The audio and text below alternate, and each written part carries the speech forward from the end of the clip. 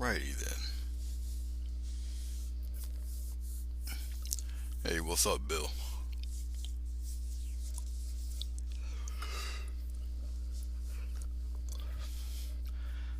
I'll give it a few more minutes and then we'll move right along.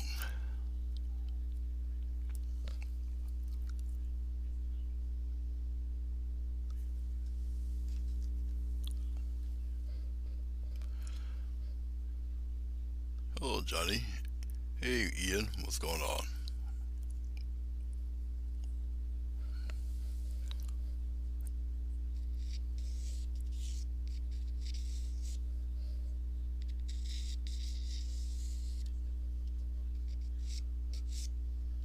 There we go.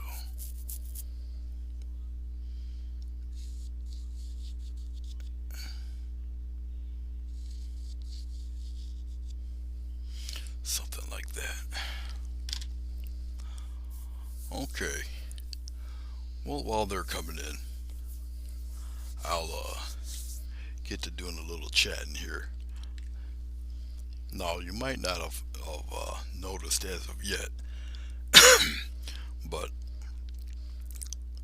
right here, this little fella right here, he shrunk. All right, I made him a little smaller. Okay, but I think you should be able to still see everything, even though the little square here is a little smaller. All right, and another thing, if you check here, well, you're not gonna see it like that. Right in here, um, the vantage point, the camera is actually mounted on the ceiling up there. All right, so you still get to see me mix stuff. Okay, and you won't see like the back of my hand covering up everything. So it's mounted up on the ceiling, and I can see um, everything quite well, and hopefully you should see it too. All right, and plus it's out of my way, so you get to see the glycerin here, the water, the paints. I redid my um, palette also, so hopefully um, that helps everybody out. Okay, if you look up here, um, I this is 11 by 15 inch watercolor paper. It's about 125 pound weight, this one, and I've pencil sketched in some scenery, rocks, and what I'm going to do here, I'm gonna make a bunch of rocks here in the river, and they're going to be obviously covered with water. But I'm going to show you a nice, neat way of how to do that. Okay, so that's what's going on here. Um, in background, there's going to be a bunch of deciduous trees all up around here. There'll be a sky, but there'll be trees all up in, here and whatnot. So you're not going to see too much clouds, but you're going to see a whole lot of old willy trees coming up around, just disappear behind there, come here, and come up and like that. All right, so it'll be a bunch of, like I said, regular deciduous trees, a whole bunch of grass and rocks. And hey, Madonna, how are you? Hope everything's okay with you and everybody else. Doing all right, Ian. It's good to see you.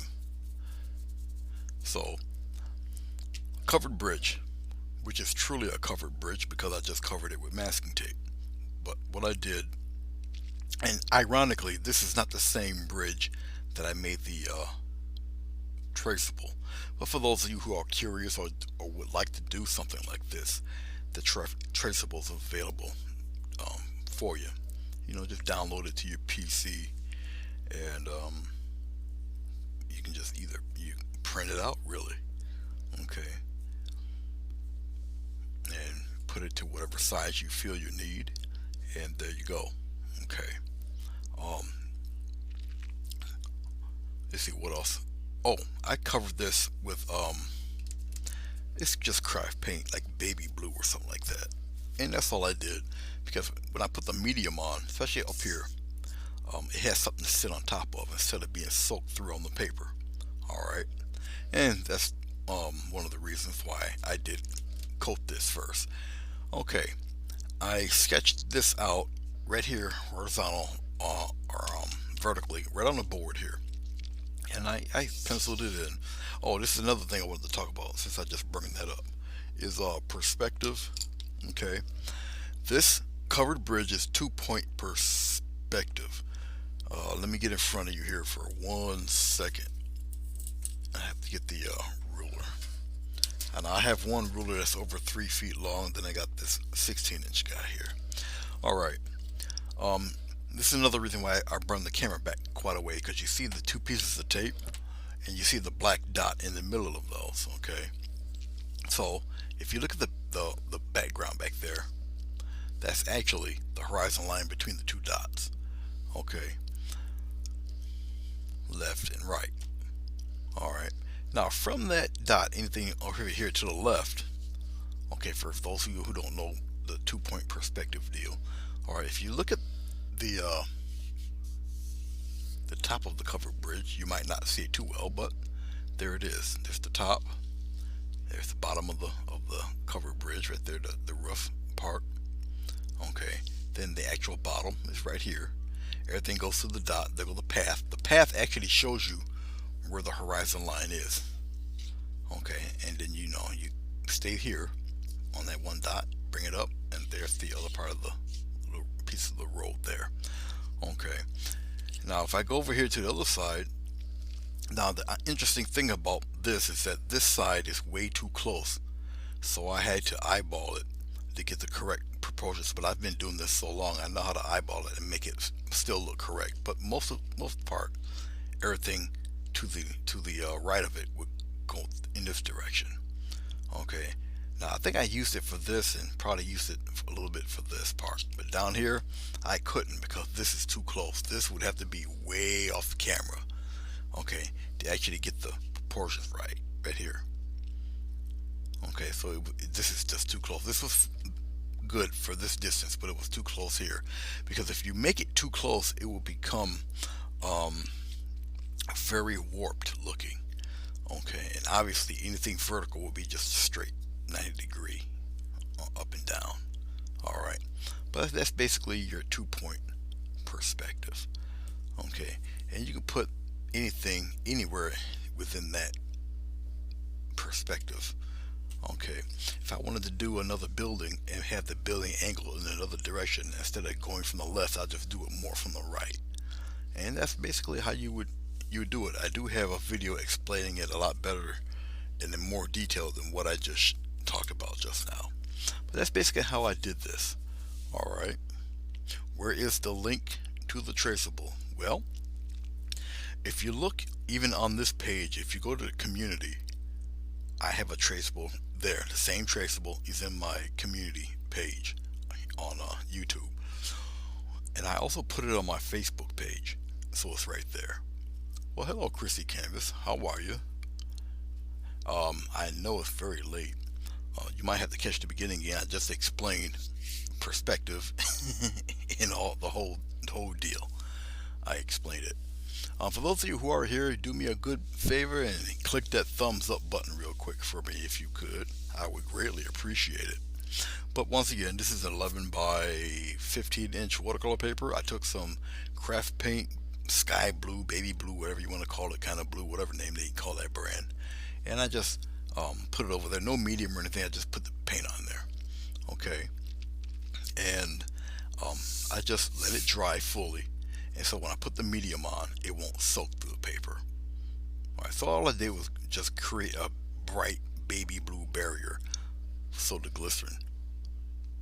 Well, thank you, Chrissy. I appreciate it. Cowgirl Chrissy.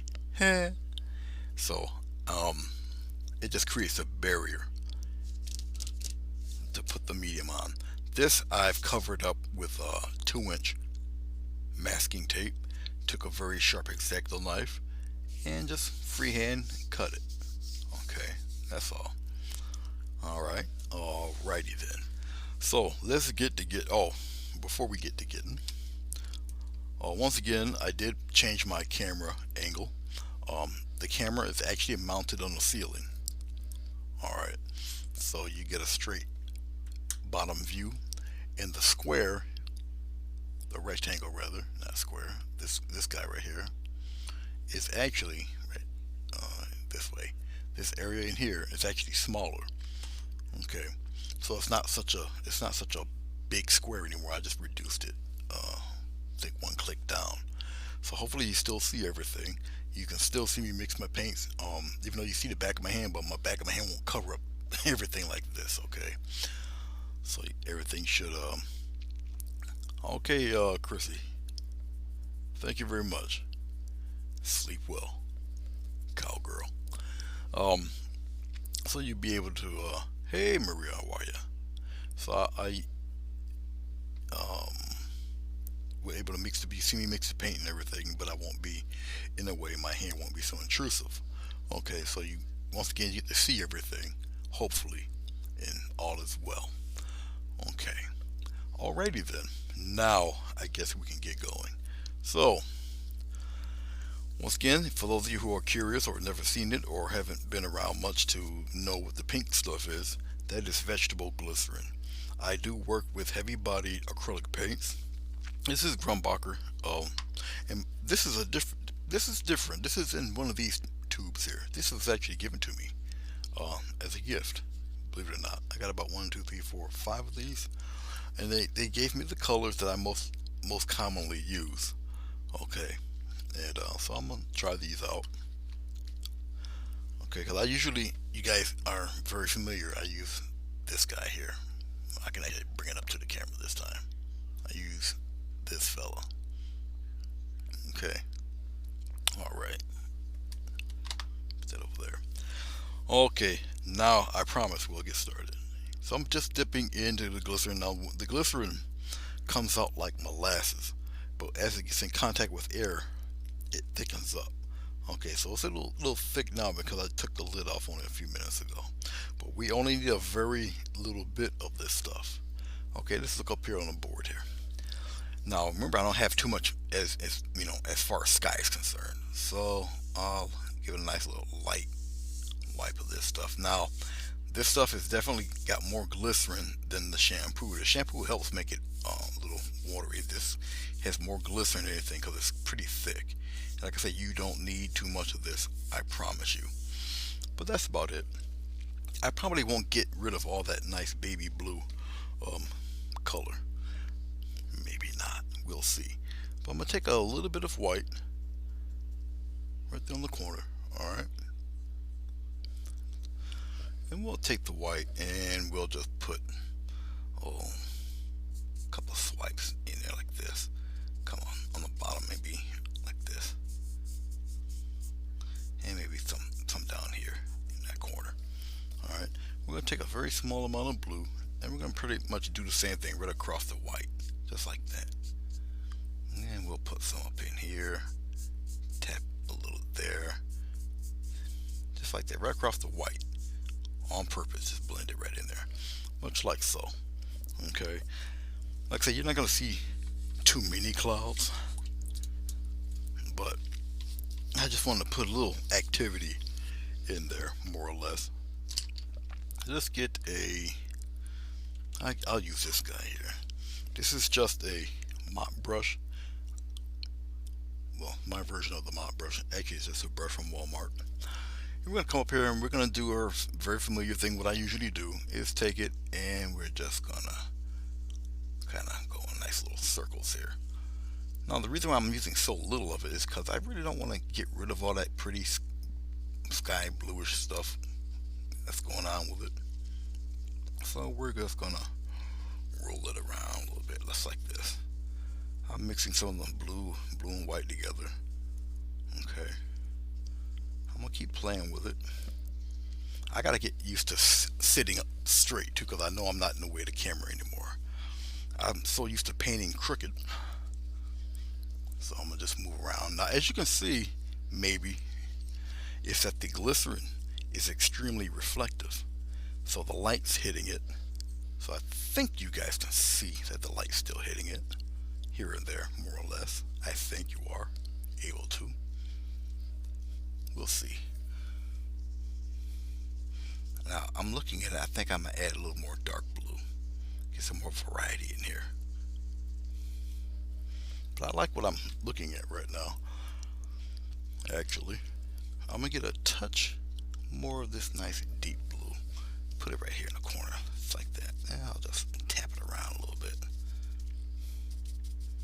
Okay, I'm gonna get a little bit of more white, and we're gonna kind of stir the pot up a little bit, because I just want a little more active cloud cover. I'm just tapping it in there. Alright, I'm using the corner, just like so. I'll put some in here and put some traveling that way. Just like that. Like I said, I don't want to get rid of all of the sky, the bright blue. So I'm going to use a little bit of that. I'm just cleaning off the brush real quick. I don't plan on really spending too much time with the clouds, because like I say, you'll barely see them. And once again, very lightly, I'll just wisp some of these guys around in here, just like that. I'm not really getting rid of too much of the intensity of the white. It's mixing in with the blue in itself. I'm not pressing down hard on the paint either. Okay, I'll play around with some more of this darkness in here. I'm just gonna stir it around a little bit. The longer you stay in one spot spinning it like this, the more it fades into the background or into the color that precedes. Okay, now I'm gonna show you something else with this particular type of brush as I'm doing this. See, I'm just fading it in, just rubbing it around. It rubs right into the color, rubs into the paint, just like that. I don't really need to actively do any more than what I'm doing here, because I got all of what I need pretty much.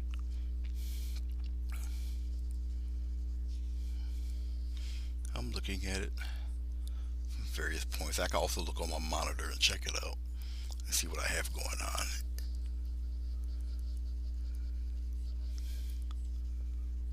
Some of it I might want to smooth out a little better. Some of it I like kind of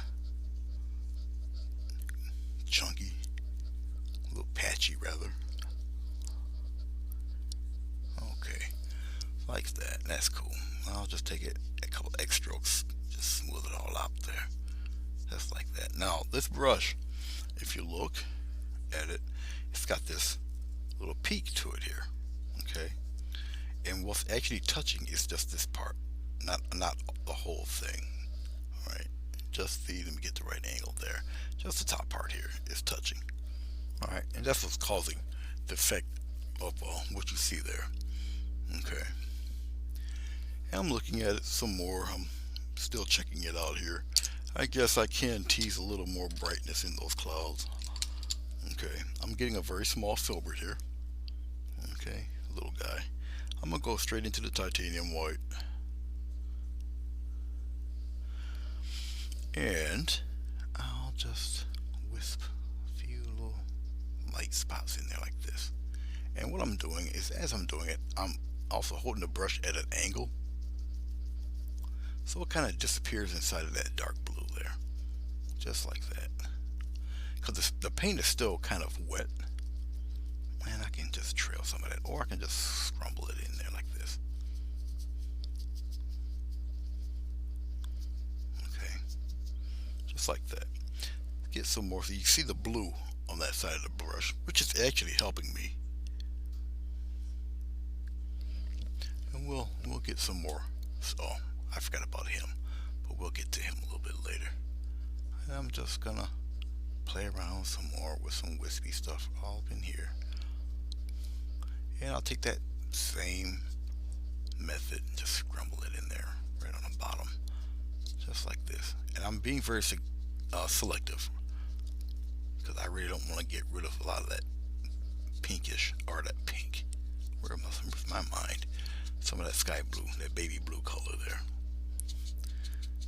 And plus there are going to be some trees covering some of these guys, so I'm not too concerned about that. Just want some variety in there.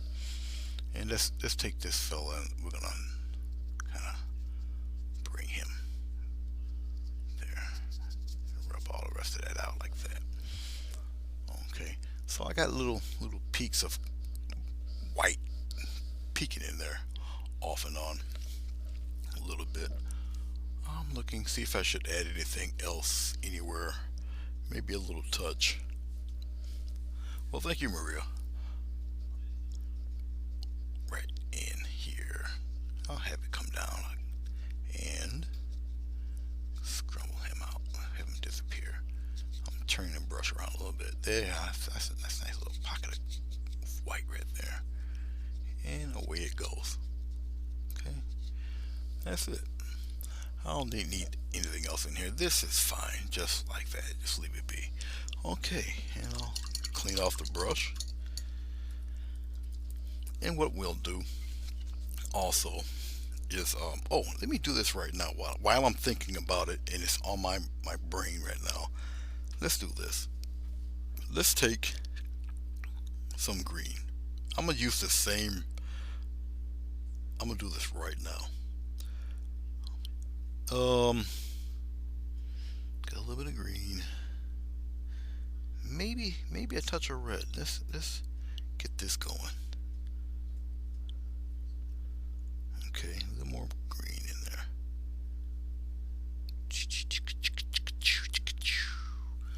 there. Nice, nice. Okay, I got some of this now. Green and the green and the red. They're not. Let me see. Let me think about it. Green and red are not opposites. It would be red and blue. And green would no. Blue would be orange. I'm trying to think. Yeah, red would be. What is the opposite of red? I think red would be green because it would cancel each other out. A little bit of a touch of white, just a little bit, and it would turn it this kind of grayish color here. Okay, let's take this. Blue will have its no. Yes, yeah. Red and green are opposites because blue would have orange. Red would have green. Blue has orange. Red has green. Yellow has purple, violet, or whatever you want to call it. Okay, let's take this. Watch this. No medium here at all. None. Zero. Let's zoom in a bit. Let's do these rocks. Let's do the rocks first off, first hand. Watch what I'm going to do here. Now I wanted to make a stream bed of rocks. Okay. All right. We'll come right here at the corner here. We're gonna just take it. Now I got a filbert brush here. We're gonna take it, spread it out, and make it a little narrow, like that, just like this. All right. We're gonna be doing a series of these. I don't want to put any medium in this. Okay. And much like almost like a little teardrop, just like that. Okay. We'll do a few of them, quite a few. We'll cover it right up here, just like that, different sizes, just like this. And we'll put some up in here, like so. I'm turning the brush around. We'll pop one in here. Get some more of the paint. We'll put a couple in here like this. Just like that. I'll add cute little highlights to some of these guys too. But we're going to try to cover most of this up. Let's get some more of the green. Let's get some more of that red. Pop it in there like that. Use more green than red. Red is an extremely potent color. Okay. As I'm mixing this, get a little touch of white, small touch of white when I grade up a little bit. And if you get it and it's not the same color as what you previously put down, that's also fine. Okay. You'll see in a second. You'll see why I'm doing what I'm doing. And wait till you see the effect that this will have. Okay, and just pop in a couple here. And just keep going. Different sizes. Have them overlap a little bit. Just like this. As you can see, they're different colors. and that's fine. I'll get this moving right along here, just like that. I'm gonna get a little bit of blue. I'm gonna darken up a couple of these. I'm mixing it right in to this brownish color. So I'm varying the color of these rocks here.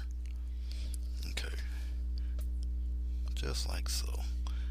You can mix some of them dark in there like that. Just mix them in there. And we're gonna keep doing it. They're pretty lengthy here, but as I keep going, as I go backwards, they're gonna get smaller and smaller, but not particularly right here though. And I'll just pop them in there like that. Thin, thick, back to thin again.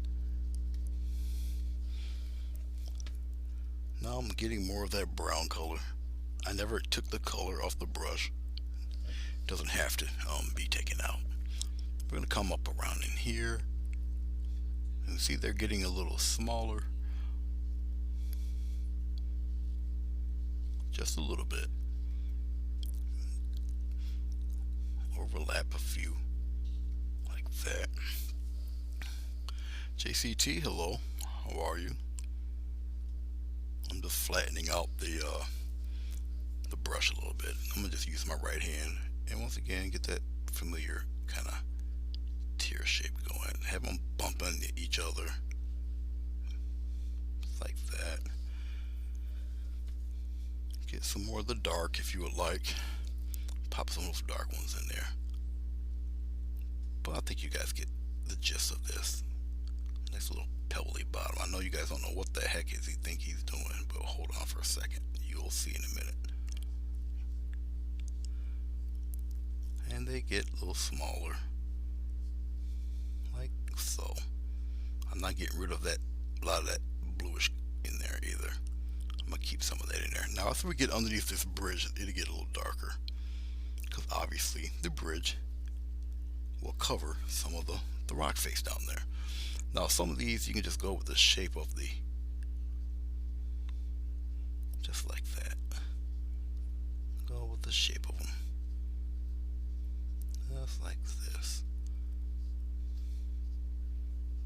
Okay, I'm painting red over the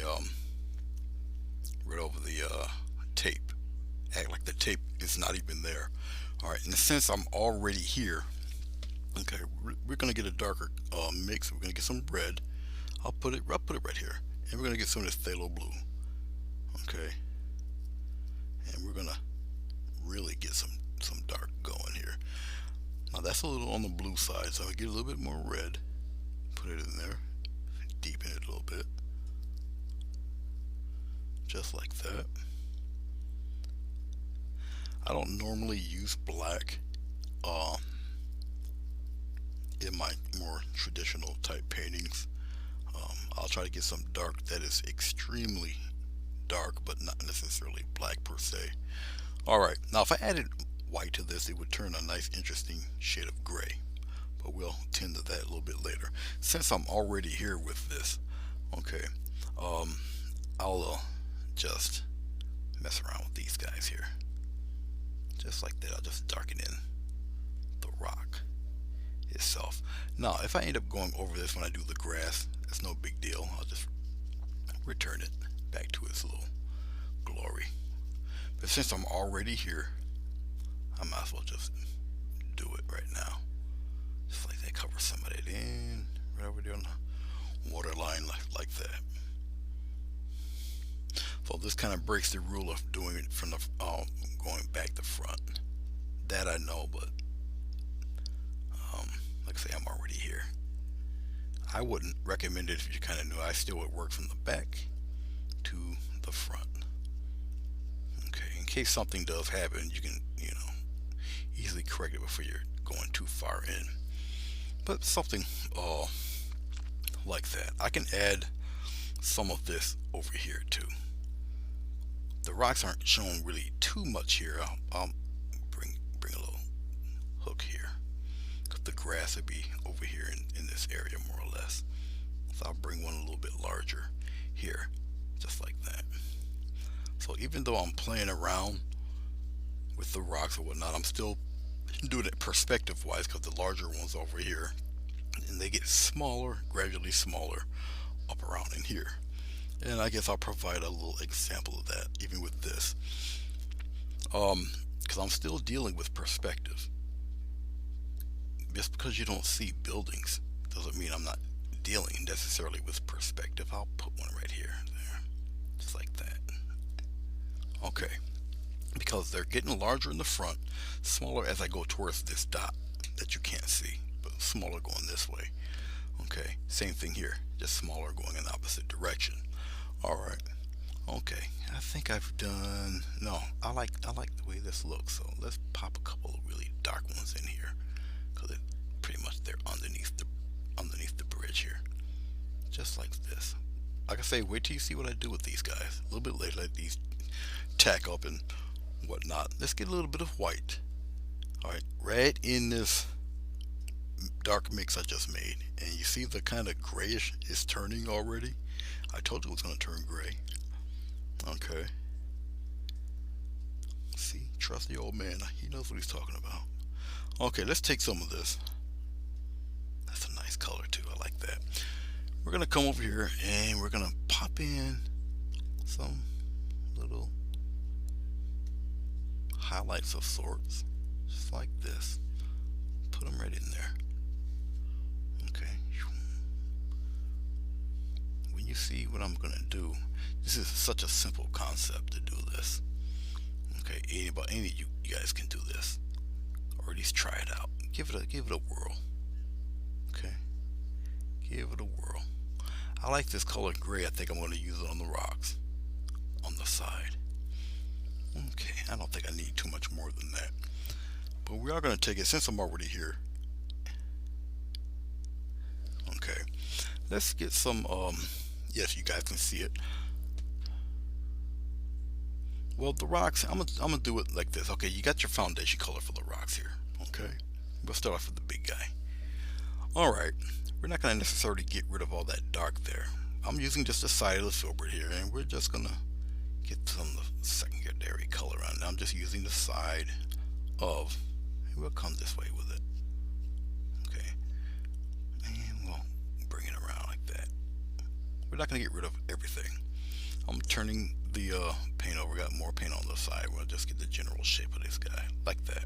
Not necessarily getting rid of that dark. Don't ever get rid of all of your root color.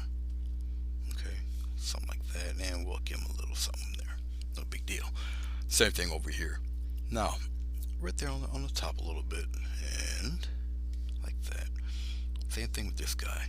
I think you guys can still see me do something with this here, just like that. All right. I'm gonna clean off my brush and get some more titanium white. Mix it in with this gray. Okay, and you can see I'm doing this on purpose. You can see the color change. Okay, you see how much lighter it is now. Okay, a lot less paint. I'm wiping some of the paint off. Okay, I'll wipe it off with my towel a little bit. We're gonna come right back over here, and we're gonna, using the side of the brush, almost like a dry brush, and we're going to get some of that texture going on this fella. Just like that, just little highlights. And we'll come over back here and we'll do the same thing. And we'll just let it scrape away, like so. I'm just patting, getting some more color on the side. Like I say, it's more of almost like a dry brush technique. I just got too much paint on it, but I'm doing that on purpose. We're going to come here, we're going to add some more tips of highlight here and there, like that, wherever you want your light source to be. Alright, but you can see how it's starting to look here. Alright. The more you wear the paint off the brush, actually the better it becomes. It becomes really scraggly, really kind of gnarly looking. And it just takes the side of the brush and you just wipe it off the paint. The paint will be picked up by the previous paint you put down on it. Okay, like so. And we'll add some highlights real quick to these fellas in the back here. Don't want to get rid of all the dark there. Much like that. Okay. Okay. I can even go brighter for a third highlight. The brighter you go with your highlights, the less of it you need. I'm gonna go right into the light mix. As you see, it gets brighter yet, but it's not totally white. It will appear white because your eyes are kind of adjusting. Okay, so just like that, on the corners, where the peaks would be, up here.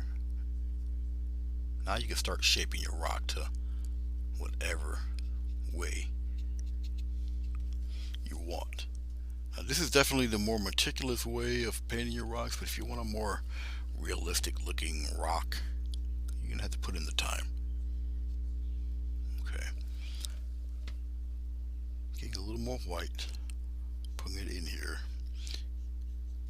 You still want to establish a difference between some of these fellas. And sometimes maybe it just takes a nice little touch, just like that. Yeah, up here, come over here to the side, toward the back here, like that. Look for where the peaks would be, and that's where your main highlight will stand. I'm just twisting the brush over. I know I got more of this bright paint on this side. Getting some more. Pop in a couple here, up in here, and we're gonna twist around, put it right here, like so. All right. Hello, Shane. How are you? Welcome back, JC. Okay. So hopefully everybody's, yeah, I think everybody can see that pretty well. All right. So we'll guess we'll angle the camera up. Let's see what we got here. See, can I bring you guys there? That's perfect. That's actually perfect. All right. Once again, we're working from the back, with the exception of what I did down here. Working from the back, and we're gonna work this way this time. All right. Okay. Enough of this brush. Let's work on. I really should get me a brush that I can just dedicate to making these deciduous trees. I don't necessarily have one, but that's okay. Guess what I'll use though? I'll use this fella right here. I like these brushes, thick animal hair brush there. This guy. Okay. All right. I'll use this for the deciduous trees today. We're gonna get a nice dark base for the trees.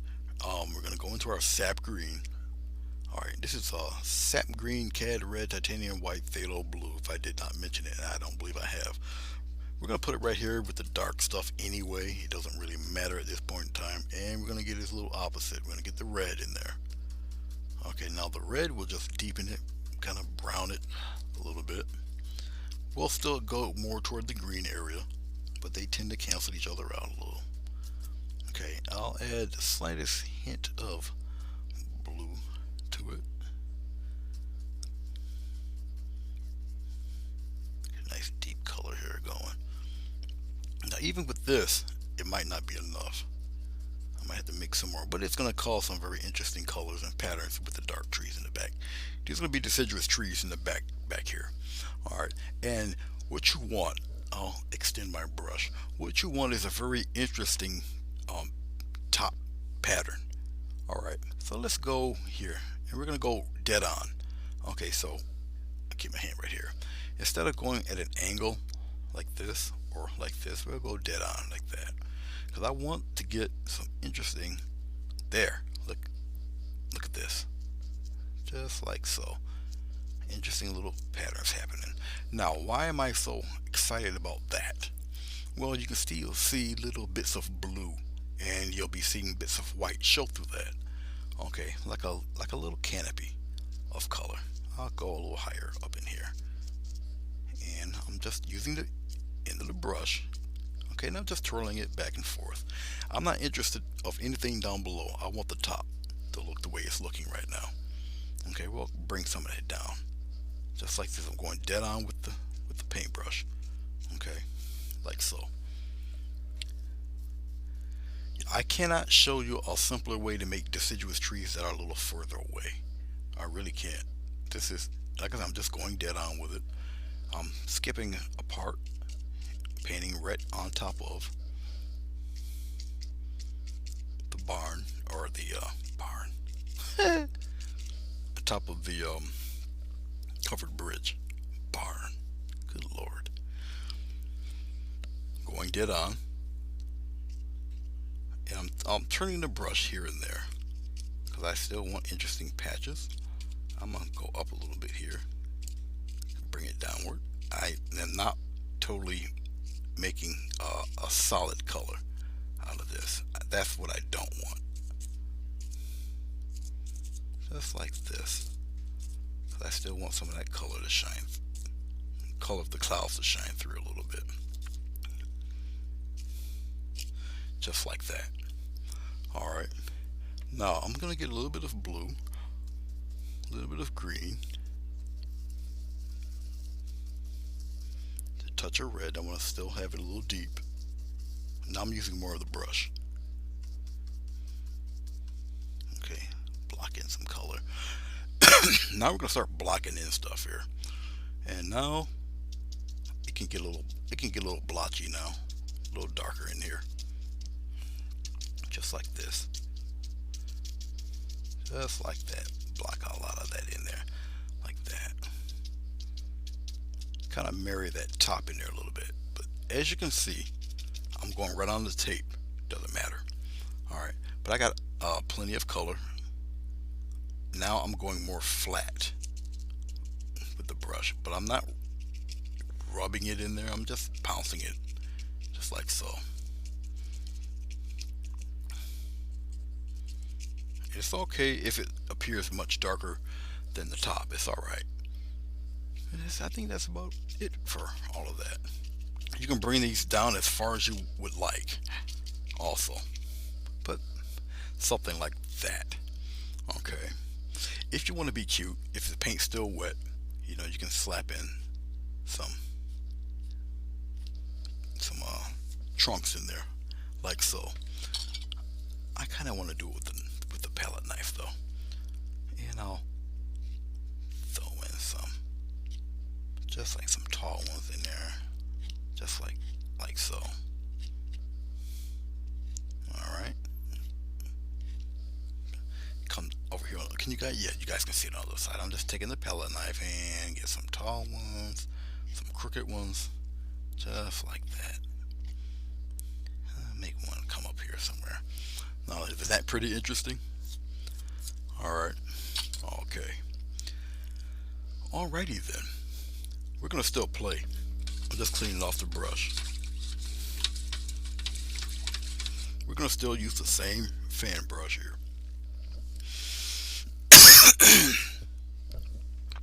I usually have a small towel, a little rag with me in my hand, but one I threw in the garbage, the other one I'm washing. So I'm just using the beach towel on my lap. Alright, let us delve into a little bit more of the sap green. I'll put it here with the dark. A slight touch of white. I don't have any yellow out here, and that's okay. Alright, we're going to do the same exact thing. Let's get a little bit more of this. I tend to make too little, so we're going to pile it on a little bit. Let's get enough of it. There we go. Pop some of that dark in there. Chill out some of this brightness. Alright. The reason why I like this brush also is that it's kind of thick for a fan brush. So you're going to get some pretty interesting. It's alright, Bruce. You're good.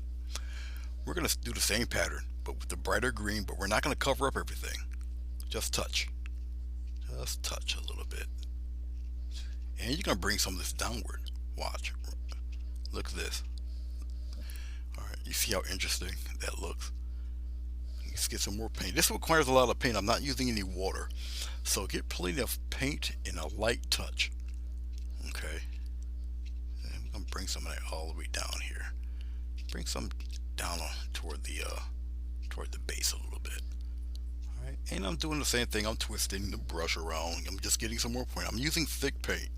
I'm putting a lot of it on the brush, and I'm just giving light little touches here and there. All right, which is giving you that look that you see. Over here on the top, and you just give it a slight touch. Okay. Don't be too timid doing this. All right. I'm gathering some more paint, pushing it here with the brush. This brush can take a lot of punishment, so you're not really hurting anything. Just like that. I'm gonna go over here. I'm using that. I'm hitting it dead on. Hopefully you guys can see a little bit of this. The paint is getting actually a little too tacky, so now I gotta dip into a little water just to loosen it up a little bit. Once it gets tacky, just loosen a little bit of water, loosen it up. I'm using water instead of the glycerin because I want this stuff to dry. That's the only reason. I'm not getting rid of a lot of the black in there. Just little touches here and there. I'll bring some right down to the ground here, or where the ground is it's going to be. But just like that. Okay, I don't have yellow. I just got white. I'm gonna go into the white, make an even lighter green. If I feel it's too light, I'll put some blue in there. But I still want a lighter color, brighter. So we're gonna get some brightness in those trees a little bit.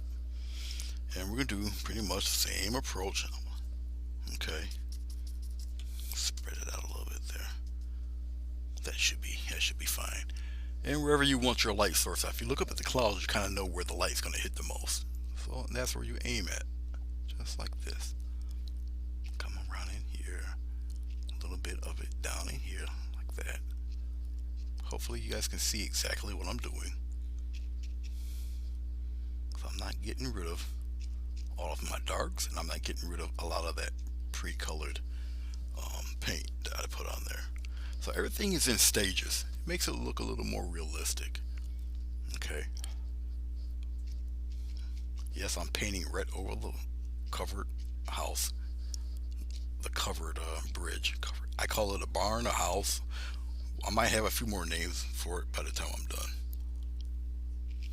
You can have a really good time with doing these things. Just like that. Pop. Just like this. Come on down. Okay, I think that's enough of that. You don't really need any more of this. Now look at the it was another $10 word I'm going to use. It's juxtaposition. But look at the way, all that is a fancy term of saying, look how the contrast between the dark and what's going on here. Alright, so what it looks like is more trees painted in than what I actually did. So that really looks like I took a lot of time and detail and took a little tiny brush and went, no, forget all that.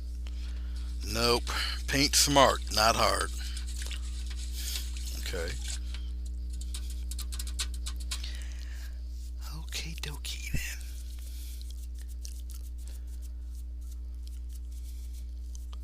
Master, I highly doubt it. Hey, Rosemary, Carrie, how you doing? Guys, do me a solid and hit that thumbs up button for me if you could. I would greatly appreciate it. Okay, stop playing. So we got this established. Let's raise the camera up a wee bit so you guys can see so far. Okay, so the glycerin's still wet here. I can still leave a fingerprint if I want. But we have our clouds established, our sky, and you see we use the baby blue. Or for those of you who just came in, I'll say it real quick. I am using 11 by 15 inch watercolor paper. I coated the paper with a baby blue craft paint color. Okay, that's that bright bluish you see here. Alright. I quickly penciled in what I want for a scenery. This is a covered bridge. I penciled in the covered bridge using the perspective. That's why you don't see the dots. But the dots are here on the side. Here's the one on the right. Here's the one on the left. I took a 3-foot ruler and I did the perspective for it, covered bridge. The traceable for the covered bridge, which is a lot more detailed than what I have here, is on the community section here on YouTube, but it's also on my page. If you go to my profile page, it's right there. Okay, you can download it and you can use it for whatever project you would like. Okay, all right. And what I did is I did the clouds, which is mainly what I use the glycerin for. I don't think I'm gonna use the glycerin for anything else, but maybe the water. And when I show you guys what I'm doing with the water, you guys you're gonna freak out. It's gonna be cool.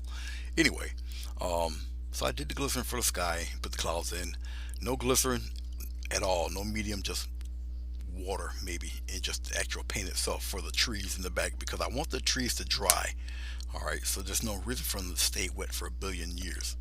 Okay, and now we're traditionally moving from the back towards the front. I only did the rocks here just to get them dry. See, all dry. This is why I don't use the glycerin. All dry. One of them dry, and it's dry. Okay, all right. Okay, moving right along. You get used to using glycerin. What it can and cannot do. All right. Glycerin is used for an extender and blender. It's beautiful. It's water soluble. Works perfectly fine with your acrylic paint. All right. Okay. Let's have a little bit of fun. Now, basically, more or less, the sky bluish kind of baby color. I want it for the clouds. Maybe for the water. Anything else? Not really. Okay. All right. So I'm gonna use this thick brush here. We're gonna pop in some texture and some of the grass. Okay. But before I do that, let me do something here real fast. Let's get a little bit of blue. Let's get a little bit of red. I'm gonna do this real quick. A little bit of green. I'll brown it up a little bit. A little more red. This will be real quick here. I want to establish this before I get too far along. See this? I'm gonna lighten that up. That'll eventually be like the bridge, the road. Okay. Well, yeah, in here it's gonna be particularly dark. That's inside the covered bridge itself. So this can be pretty dark, just like that. And no, I will not use black. It will appear black by the time I'm done with it, but no, it won't be black. I'm just establishing where why you got a covered bridge if you don't have a path, right? So that's basically what this. I just put that in real fast. All right. Totally insane. How are you? Well, thank you very much. Hey, Jane. Woo. Going on 1 o'clock in the morning, Jane. It will be here. Get some sleep, Jane. Hey, is this live now? It sure is. No, don't wake up, hubby. Wake up in the morning, get you a nice cup of hot tea, and you can enjoy the replay. Don't want to wake the husband, especially with my voice. That's just a whole host of problems. Okay, I'm just cleaning off the big brush here. I'm gonna use it again like immediately. So, Miss Stewart, am I gonna put in a palm tree? No, I'm not. This is not really a beach scene, so nope, no palm tree today. Nope, that's your territory. Chrissy Canvas, she anointed you for the blessed palm tree. So, like I said, that's all on you. I'm getting some dark. I'm using obviously the three colors. The red is the blue. I'm using more blue and green though. Okay, and I am using this 1.5 inch very thick flat brush. Okay, now watch. I'm just establishing just some texture more or less. Okay, just like this. And I'm just tapping it in, just like that. Okay, and I'll probably get rid of a lot of that sky blue because I don't need it. We are gonna highlight, but not with this blue. That baby blue can it had its usefulness again. It's good enough, and that's fine for what I want to do. We're gonna come on the other side, and we're gonna do the same thing right on top of the. Now, when you mask a subject. Don't be afraid to paint over the guy. Okay, I'm using thick paint anyway, so it's not entirely going to bleed through. All right, we'll concentrate here on the back instead of me doing the whole shebang, which I actually could, but I won't. There. Okay, that's textured enough. That's fine.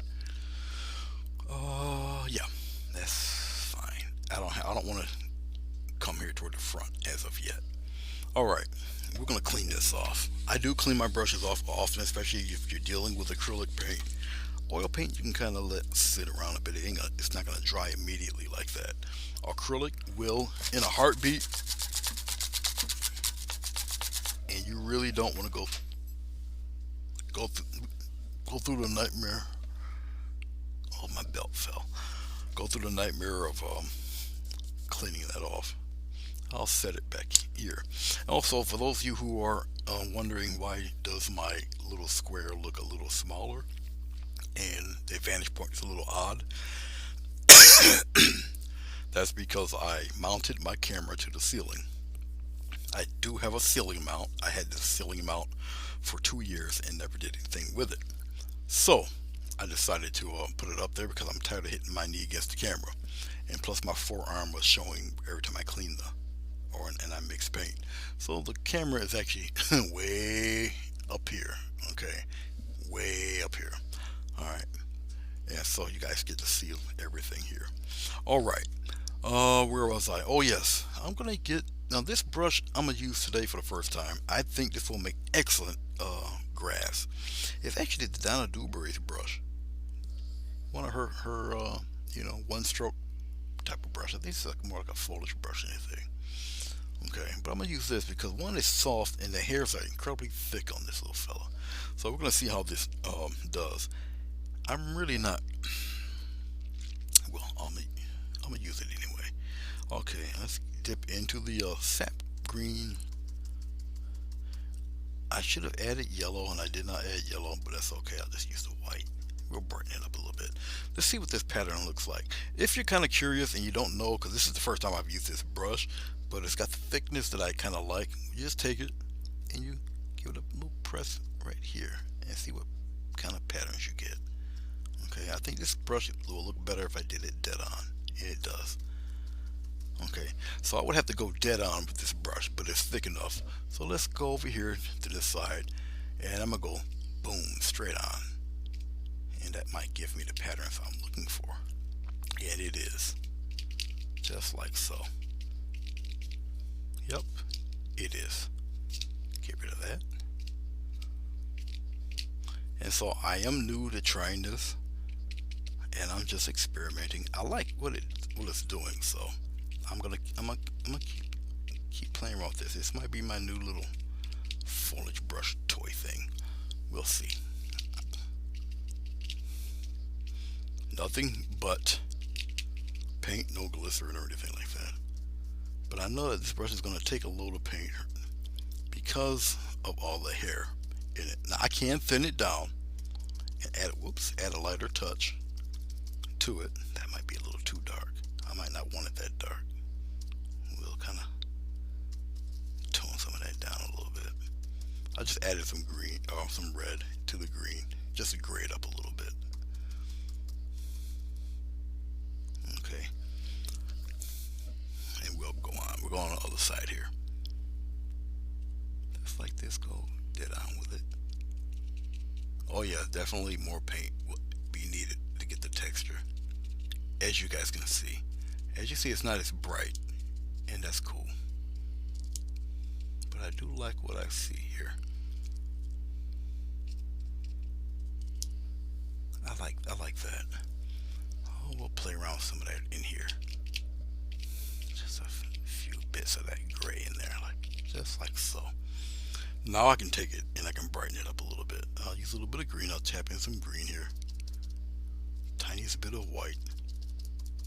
It takes plenty of paint for this. Or I can loosen it up. But I don't want to loosen it up. I just want the thicker paint. It'll still dry fast. And we'll give it some cute little highlights, a couple of them right up in here. Just like that. And I'll put a couple patches in there. Go by the barn here.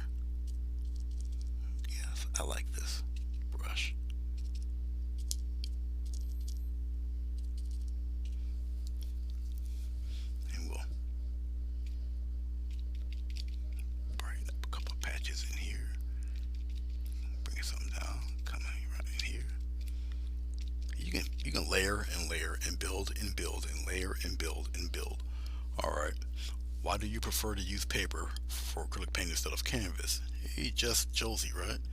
Is this just demo for personal reason? Do tell. Sure, I will do tell.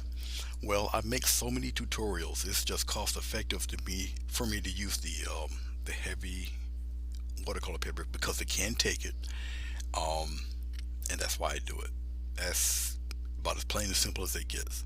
I do way too many tutorials to keep flooding up my place with canvas. Um, Paper is easier to store and to put away. I do varnish my work afterward. Nothing cracks, peels, or warps or anything like that. And as you can see, it's not warping, it's not bending or anything. The watercolor paper is fine. I do have canvas paper down here also. It's smaller sheet, but I do also use that. Every once in a while, I will use a canvas. On the last painting I did, oh, you guys didn't see it, but I didn't make a tutorial of it. But I actually followed somebody else's tutorial. I did use a 16 by 20 canvas panel, and I do have actual canvas. I got 10 by 20 canvas that I put acrylic pours all over. Um, and they're sitting over here on the rack. They're all dry. But I do use canvas from time to time, but it's just cost effective and it's just easier to work with the watercolor paper. But that's why. Where do you get canvas paper? You can't find it. Canvas paper. I got mine. Both of them I got from Walmart. They're the same company, same brand.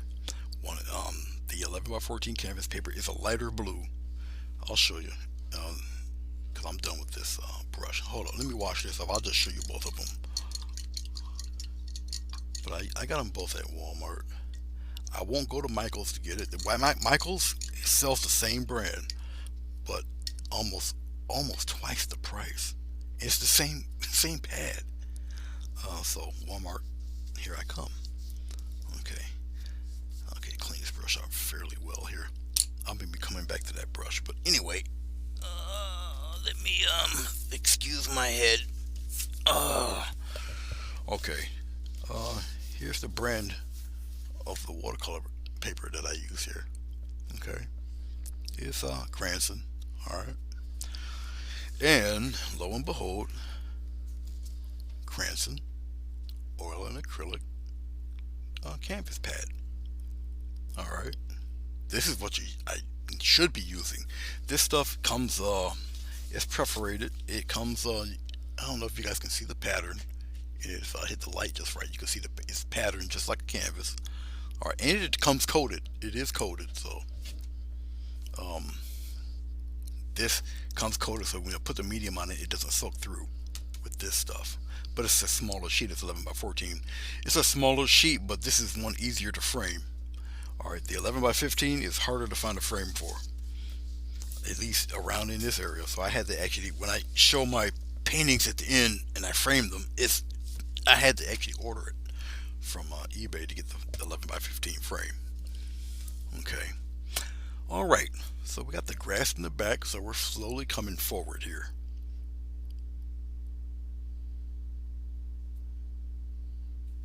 Oh, let me see what you. Oh, that's okay.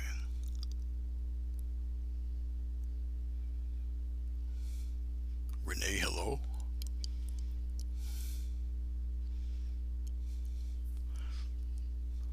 Oh, Bruce, you're heading into dangerous ground. Women don't snore, they purr. Mm-hmm. Okay.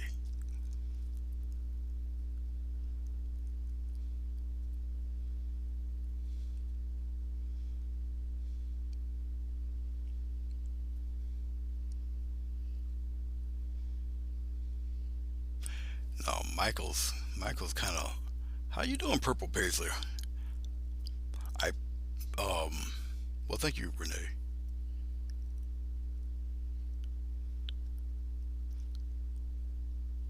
Okay, Bruce, I got you.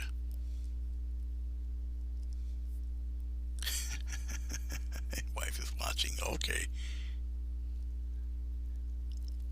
All right. Well, thank you, Purple. Okay. For those of you who did just pop in, Thank you for the thumbs up. And once again, 11 by 15-inch watercolor paper. I put craft paint, sky, baby blue, whatever it was. The paint was so old it was getting all thick and clunky, so I threw it out after I painted this. I am saving some of that light blue for the sky and everything. What else? That's the only time I use the glycerin. All the rest is just regular paint. I use thick, heavy body um, Grumbacher paint. Okay, done the trees, done the grass in the back here. The grass in the back, believe it or not, look at this. Look, look, look, already dry. See how quickly it dries? If I did it with a medium, believe me, I wouldn't be doing a lot of this. This up here is dry too. That's see, nothing. Dry, perfectly dry. Rocks on the bottom, dry. All right, so we can pretty much move right along. Okay, I'm gonna play with the road a little bit here. Let's get back to that filbert. I'm gonna need some yellow. No, I'm gonna use yellow ochre today. Let's use the yellow ochre. I have to bite the cap off because this stuff like kind of dries. I'll put the yellow ochre, a little bit of yellow ochre right there. Won't need too much of it. All right, let's move right along. What was that? Oh yes, the path. I'm gonna dry brush the path. I'm gonna use a little bit of the I'll bring it up to you, a little bit up here, a little bit of yellow ochre. I'm gonna just wipe it right into the brush there a little bit. It's almost like me wiping it off. I'm using the side more than anything. This brush isn't very stiff at all. It's natural hair. It kind of gonna move with you. Okay, and what I'm gonna do is I'll just dry brush some patterns on here, very lightly. Dry brush some stuff on here, just like that. Make a little path going here, just like this. I don't want to destroy all of the dark. You follow me? In here it's gonna be relatively dark. I'm gonna keep it like that, but we're gonna get some of that color. We're gonna dry brush some of that color on enough. If you rub it across and you don't, can you guys see it? Yes.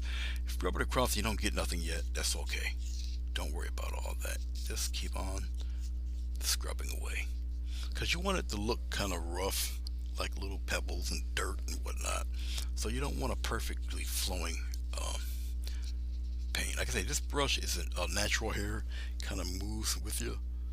Okay. So I would rather do it a numerous amount of times like this than to try to get one splotch and it's something you don't want. Okay, and it's just me really just dry brushing. A stiff brush would do better, but right now what I got in my hand, I'm cool with. I'm good. I'm good, man. I'm good. This is fine. I'll just turn the brush over, put a little bit more in there, just like that. I'll get a little touch of titanium white. I'm gonna put it right in here with this stuff, just like that. And we're gonna hit some high spots. Even in this, you hit high spots, just like this, just like that. You don't need to cover everything. Just a couple strokes of this brighter color. Even back here, just let it flow along.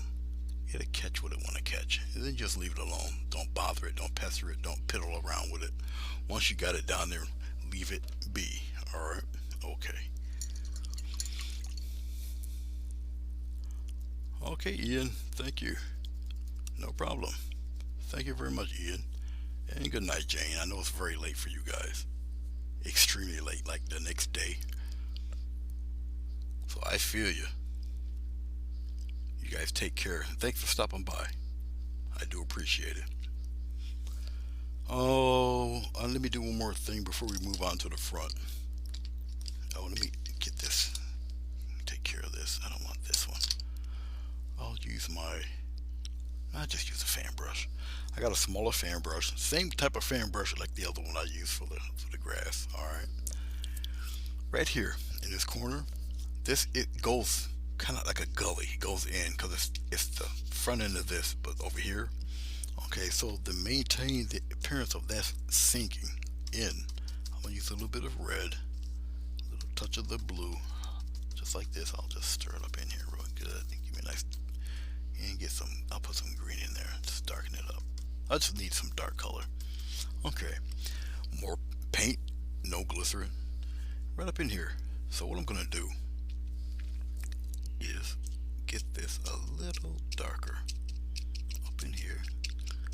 Solid dark there, but then I'll just pepper it as I get higher into the land in here like this. Just like that, but it's gonna be fairly dark down here though. And then it kind of peppers in to the lighter stuff like that. Okay, just like that. Get it pretty deep in there. Then it peppers out like that. All right, just like so. Okay, I'm looking at it. Everything on this side is fine. We're gonna move on to this stuff.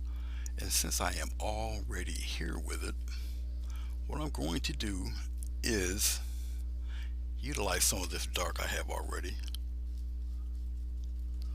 And I'm going to go right in here. Now, remember, before I did this, I recommend, this is why you don't really put this down. You guys can't see it because of the square. Let's move it over to here like this and let's go up. This is why you don't really put stuff like this down before you do your grass, because of this situation. But that's all right, we're going to work right through it. I did it. I knew I did it, so no biggie. But we're going to come in here. We're going to kind of get that all nice and dark down in here. Okay. Yes, it's okay. Go right in between here. It's all right. Right by the water's edge there. If you cover some of the rock, you can reclaim some of the rock back. So don't fret, don't panic, don't worry, don't stress. You're fine. Just like this. Go right over that rock. It's okay. I swear it is. You will be fine. Okay. I'm running out of my thick paint, but that's alright also. I'm going right on my taped up, maxed up, covered bridge here. It's alright. Like I say, I'm not worried about losing some of the detail of the rocks because I'm going to bring that back after I cover up all this stuff. Don't panic. You're going to be fine. So if you end up doing what I have did, paint it before you put in your background color. I'm just showing you how you can just, kind of defeat that thing. And I'm going to show you in a second when I get done with the rest of this. I'm going to get the rest of the blue, a little bit of red, just like this, stir it up, get some of that green. Same colors. It's really hard not to mess up on the colors because I use an extremely small palette of colors. And I do that on purpose. I got a ton of colors, I just don't choose not to use them. Alright, because for those of you who are starting out, who are kind of new, I want to show you that you can get a vast array of colors with only 5 colors. Because as long as you got your primary colors, anything else is just mixed in anyway. To achieve those colors, you just either add in a dark or a light tone to achieve whatever tint or shade that you want of a previous color that you're looking for. If any of what I just said makes any kind of sense just now. Can you guys still see this? Yeah, I just blocked it all in. Okay, as you can see, it's pretty dark. I'm getting rid of all that baby blue. Okay, we'll work with the rocks right after this.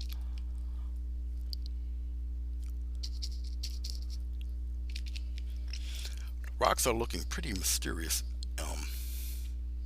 like they're coming fresh out of nowhere. We all know that's not true, but it does look as fresh coming out of nowhere. Get rid of some of that.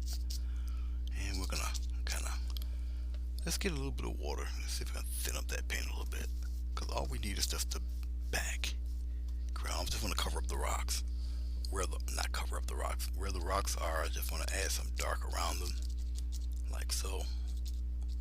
Just to establish.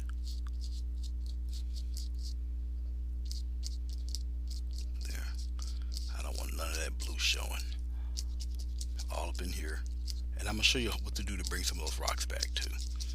Now remember, I'm only working with a few colors, so it's easy to bring the rock colors back. Okay. But I do want it relatively dark in here. This will be a different type of green once we get over here. They're a little bit closer to us.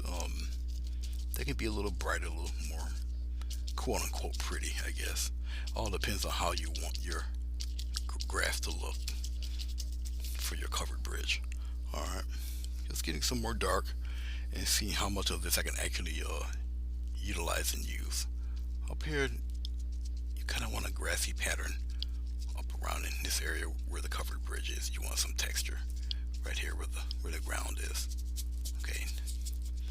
Yeah, I'm gonna be mixing some more dark. I'm gonna use a larger brush. I'm already by the rocks over here, and they're pretty much covered the way I want them to be. And so we'll work with everything else. We're gonna get a larger brush, mix some more colors. I think I ran out of a few colors that I need. Anyway, how you doing, Bill?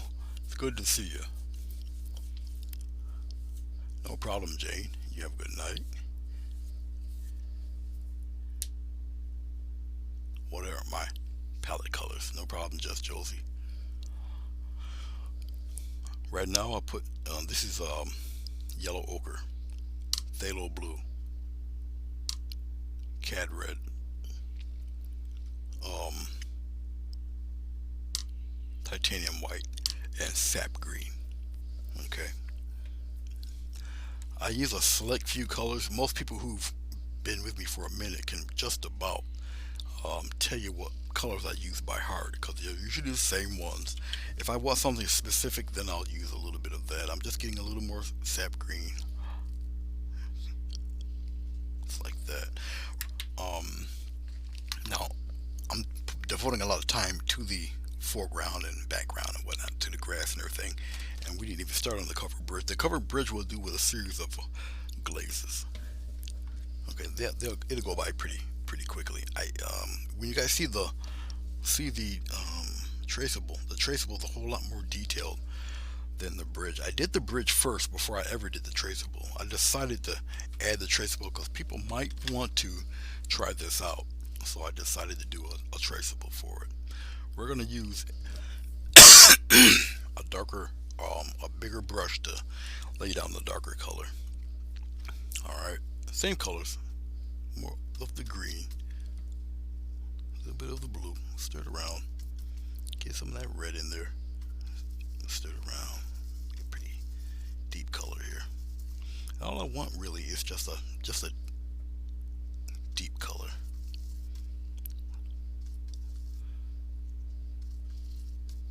There we go.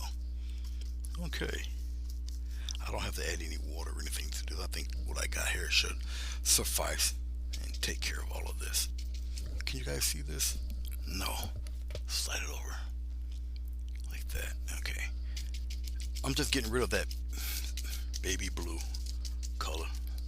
I don't need none of this baby blue down in here. Trust me, I don't need no more. I put the baby blue down as a coating for putting the medium down so it doesn't soak through the paper. Canvas paper, you really wouldn't need it. It'll stay on top. There we go. Just to cover all of that up. We're gonna come here. We're gonna do the same thing. Get more paint. Now I'm gonna know that this is on one side of the. Because there's a gully down there, but I already know that there's one side already because the darks. One dark is darker than the other. So I already know where the separation is going to be, and plus the grass that's closest to us will be detailed a little bit more. It'll be a little brighter. So this time, grass is going to be actually brighter in the foreground than in the background. Okay, I think I did it. Yeah, we're good. We're good with everything else. Let's return some of the shape to the rocks. Okay, I know I wanted to talk to you and show you how to do that. If you end up doing what I just did, is painting a subject before you finished up doing the back. All right. Okay, we're gonna go to. Let's go to a. What do we got here? Yeah, we'll use the same filbert brush. It's fine. All right. Let's take a little of the titanium white. Okay. We'll put it with this dark mix. Let's see what we got. I think we're gonna have more green. Yes, we are. See, now that's gonna give us more of a greenish tinge. Put some red in there.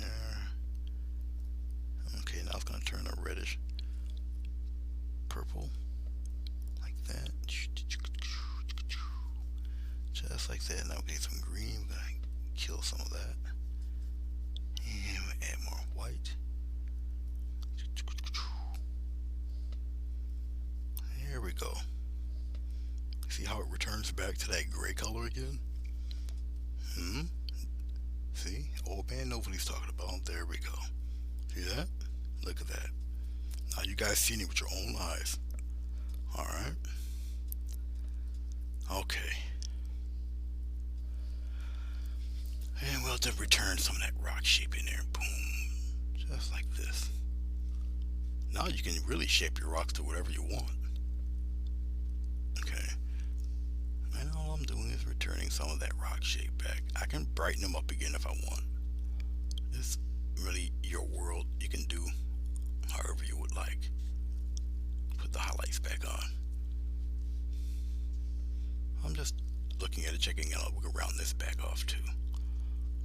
And we'll bring the brightness back on a couple of these too. So have no fear. Hashtag don't panic.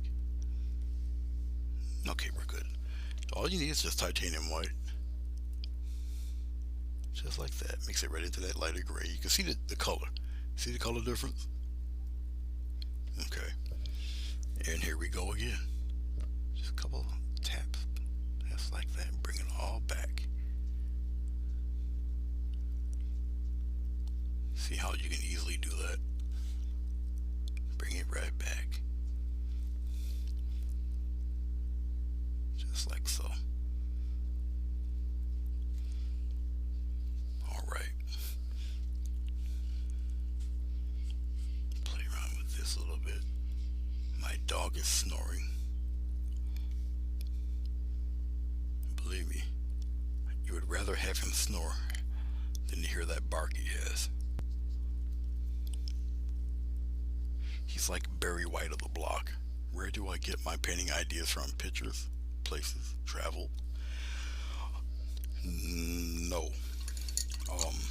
They come right out of my head. I'm being very honest. People nowadays are so, I don't know if they're so happy or what. I shy away from a lot of pictures unless you go on a site that has royalty free pictures, and you can do it that way. But a lot of it it just comes out of my head. In the beginning I used to be a comic artist, so I kind of got a vivid imagination anyway, and I've kind of trained myself into just doing stuff right out of my head. That's basically, yeah. I have done some paintings where I did look at a picture and do them. I did one recently, as a matter of fact. And I've showed, I had it on my monitor, which is just over here, right here, where I'm looking at you guys talk to me. And I've done paintings like that, and I've asked a few people if I could use their photos, and they said yes. And I've done a few of those. So, but the majority, 99.8% of everything that you see me do, or you've seen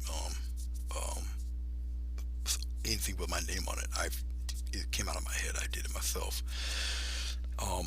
If it was something different, then I'll write it in the post and give that person credit.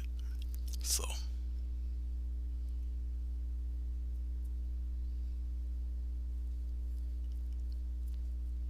Well, thank you, Bruce. No problem, Renee. Okay, now we've reshaped the rocks. You guys still see everything from the bottom here. Okay, and trust me, believe it or not, that is two different types of dark here. You might not see it too well on the camera, but they are two different types. But it doesn't matter because I know where it is. Oh, by the way, it's dry again. Acrylic dries that fast. All right. Okay, let's put some grass in here. So we'll get this moving right along because we still got that cover bridge to do. This time, right out of the tube, just the sap green. All right, and we're just gonna, cause I like to go dead on with it, just like this. And now, I like the dark that's being presented here, so I'm not gonna make all that dark disappear. At least not too much of it. But I do like the grass pattern that this produces. I'm gonna go aim some of this downward, just like that. Now this might be a little dark for you right now. You guys can't really truly see it all, but you will in a moment. You'll see exactly what's going on, because that green is so deep, so you're not going to be able to see it too much. But I'm going to come here, especially toward the edge here, get some texture going here. And more than anything, it's just the texture. And like I say, I like this brush so far. I'm just going in dead on with it in patches. I'm not going to directly kill all of the dark, but you'll see. Right now it's you can't tell in the camera, maybe. Every time I say that, and when I look at this on the TV, you guys can see everything. But as of right now, I know it's dark. I won't go so heavy-handed when I put the lighter colors on, but I do enjoy looking at seeing the patterns. Now, because this brush is only an inch, you will learn quickly to overlap to give the illusion of stuff that's continuously moving. All right. Okay, that's about enough of that. Let's go with the yellow ochre this time. I'm gonna put it, and we'll put it here. We'll mix some sap green in with that yellow ochre. I'm gonna have to dip a little bit of water just to loosen up this paint. A thin paint will definitely stick to a thick paint, and I got plenty of thick paint around in there. Just a slight tinge of white. Okay, now I would rather use yellow and white. Okay, this is safe what I'm doing right now. Now, if you come with a brush, like I said, this brush is fairly new, but I want you to look at something down here. Okay, when you give it a touch, you see the pattern that the ends of the brush will leave. Okay, so it will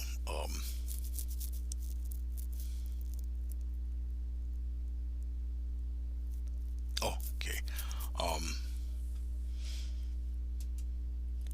Yeah, it is listed, Maria. It's Vermont Painting Photos. If you go on my wall, it's matter of fact, it's also in the community on this page. Um, but all my internet buddies there, Chrissy Canvas, Ian Harris, I think Purple Paisley's in there too. Um, there's quite a few of them in there, but they're all the links are posted there, and they're posted on my wall. And very lightly, I'm gonna go dead on, just in patches. But you can see the patterns that's happening there. Okay, now I'm gonna do it in little patches because I don't want to kill off a lot of that dark. Now, if this appears to be a little too bright, fear not. It dries and it becomes less bright. Trust me. Okay, but like I say, I like the grass pattern it produces. All right, and then I'm gonna aim downward very carefully. I'm gonna take it and travel down like this. Okay, just pattern it downward, just like that. So it just get a little trail of the grass going downward. Not so much under the bridge, but everywhere else you can kind of get it, coaxing it toward that area down there. Okay, so I'm pretty sure you guys can see where this is headed. Alright, alright. I'm gonna highlight that a little bit more once that tacks up a little bit.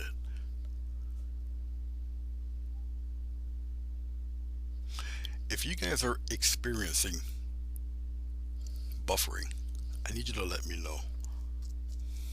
I don't think you will, but just let me know if my video buffers or not. Okay, right here on this side here.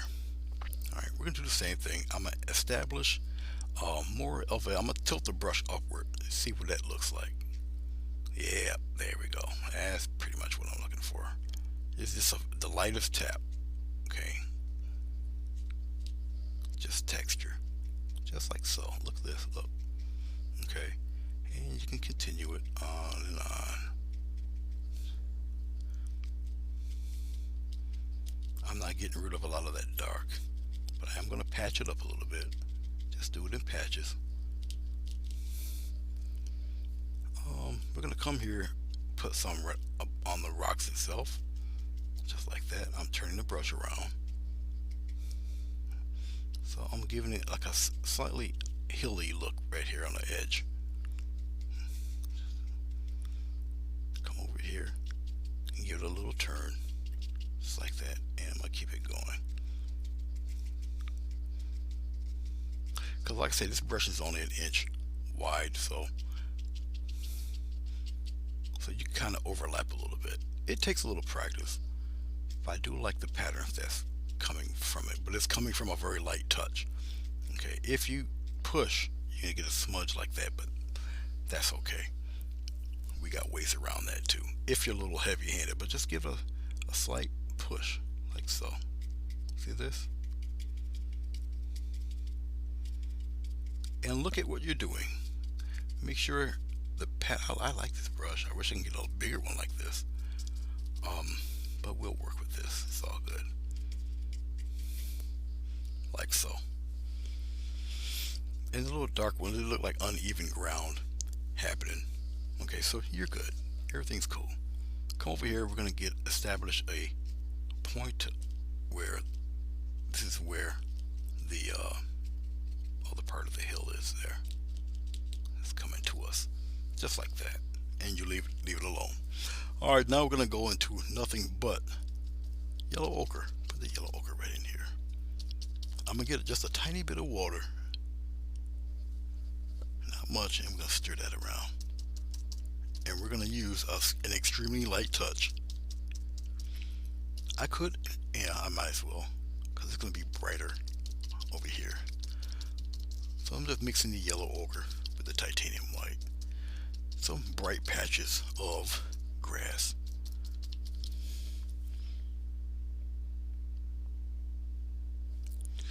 Um, Josie, if you got a good phone that has a really decent camera, oh wait a minute, let me see how's she gonna do this. Well, if you got a strong internet signal, you just gotta have a phone that's got a really good lens. You don't turn on your own physical phone camera to record. You got a YouTube channel.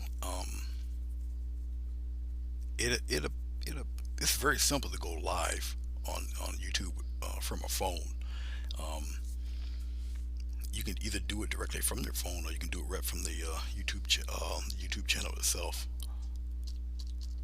Because that's what I used to do. But I would suggest you get a headset, or get a one of those earbuds with a microphone in it, so they can hear your voice clearly. I would strongly recommend that. This is just watered up yellow ochre and titanium white, and just little. Now, once you put highlights on, just be careful. Okay, when you put them on, go very light. I'm not going dead. I'm going at an angle. There we go. That's a lot better. Just go light with it. And I'm not gonna try to put it in too crazy a spot. Okay. And I'm gonna come here to the edge. I think you guys can see me. Yeah, you guys can see me do it. Especially around here, around the edge a little bit. I'll strengthen up that edge a little bit more, just like that. And I'm adding a little where I would think the peaks will be. Okay, I won't drag my brush. I'm going more or less straight on with it. Just tapping the color on there. Especially where the bend is in here. I'll just accentuate the bend a little more. Turn my brush around. Join some. Come around in here. Pop some down here in the corner.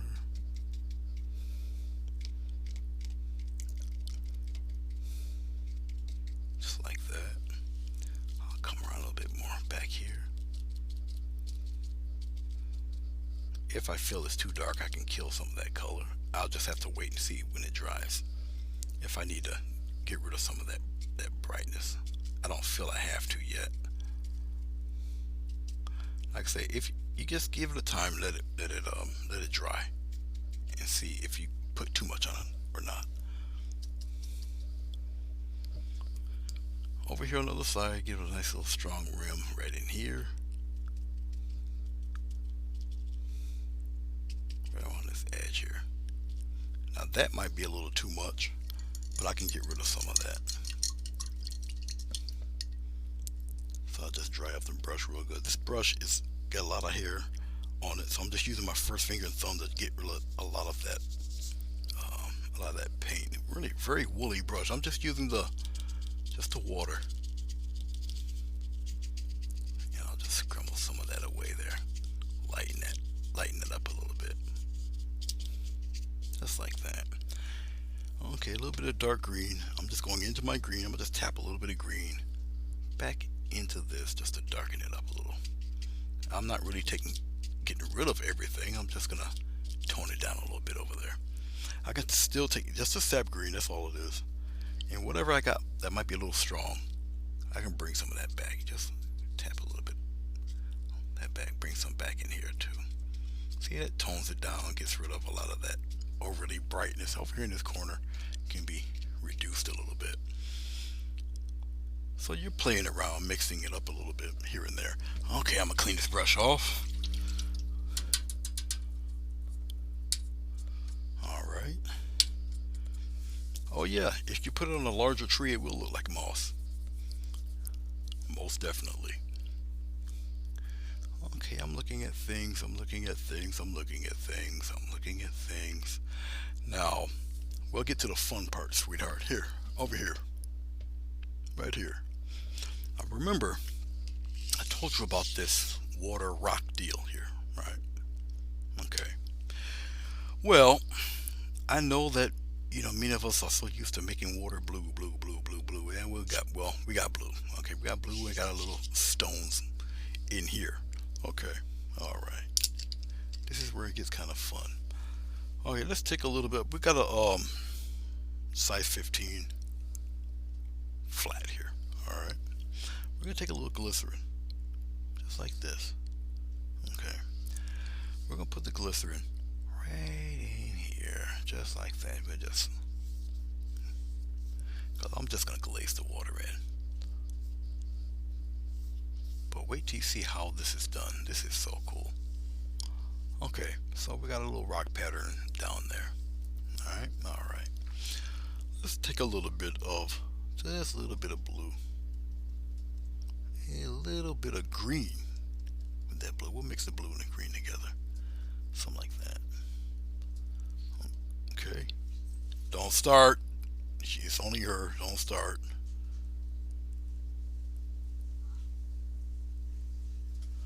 All right, now we're gonna take this green blue color. We're gonna come right on across. So we got greenish blue water. Why not? I mean, it's covered, being surrounded by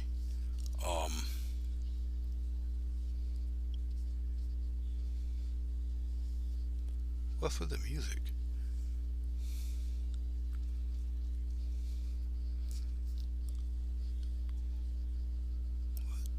What the heck? Threw me off here for a second. Anyway, okay, so we got our bluish green water happening right now. You got on earphones? What's going on?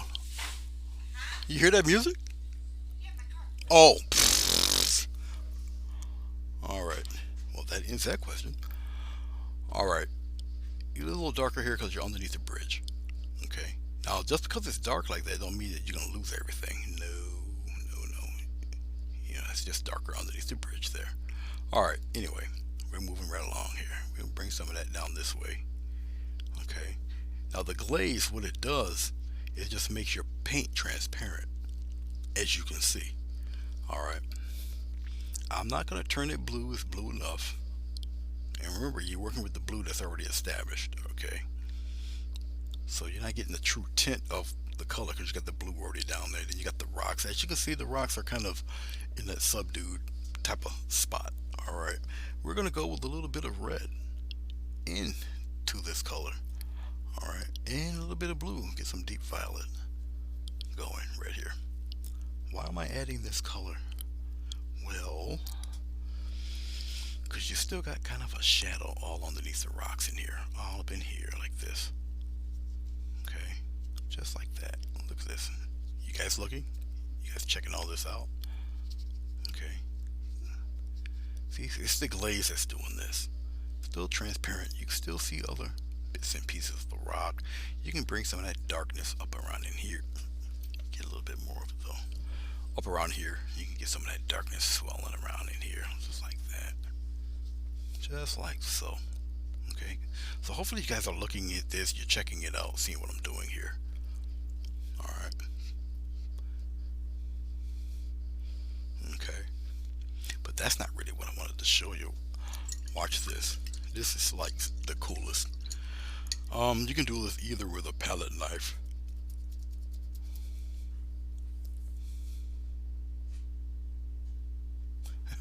Just Josie. What that is, Josie, it's right here. Um, it's vegetable glycerin. Ooh, vegetable glycerin. I'm trying to scratch my eye. I'm trying to rub my eye with my glasses on. That's real bright. What it is vegetable glycerin. I do have a 1 gallon jug of it. It's over on the. Oh no, here. Here's a quart. There you go. I got it off of eBay. It's plant. Type in eBay on eBay, plant guru vegetable glycerin. All right. Yes, it's actually edible. It's not but vegetable glycerin. All right. It comes out like molasses, but once air contacts with it, it becomes very lucid. You use very little of this stuff. All right. Okay. I keep the quart jug around because I can just refill it, and plus a lot of people ask me questions about what the heck am I using, and that's basically it. You be very sparing with it, please, please, and by the way, please be sparing with it. All right.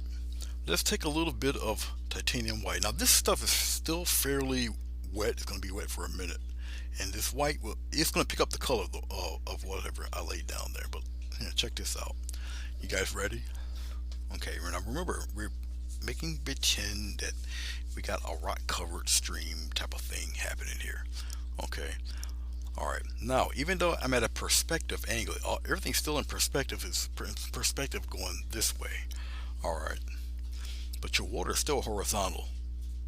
Okay, meaning that your water is still left to right, a direct left to right. Okay, now it's going to look slanted because the river's slanted, but your water will always be horizontal. You feel me? You follow what I'm saying? So let's do that first. Let's go like this. See this? You gotta go left to right. It will look like an angle, but it's not. You're actually going, like I said, you're going left to right. This is definitely something you would have to get used to. Okay, remember your angle here is left to right, like this. Left to right, like that. You can make some thicker, some thinner, like so. I'm gonna come around the rocks here. Come around the rocks. Little waves going, just like that. Okay, so cool. And there you go. Very simple. Very simple. If you feel it's a little heavy-handed, you just take it and wisp it a little bit. Left to right, straight across.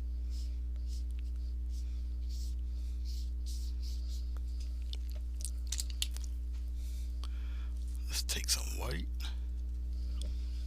and we're gonna kind of outline a little bit of them rocks a little bit. And the water's kicking up against the rocks there a little, just a little bit like that. Come over here. Sometimes a couple taps will do. Up around in here a little bit.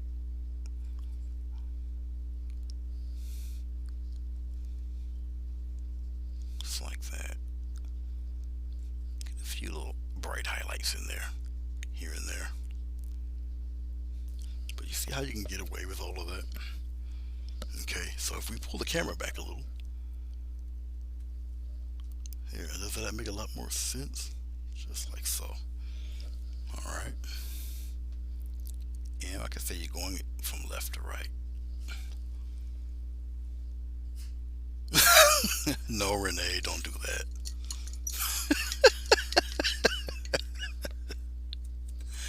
Oh, Renee. No, no, no. You're going left to right. Okay. So actually, I could get rid of this and it can be even more slanted.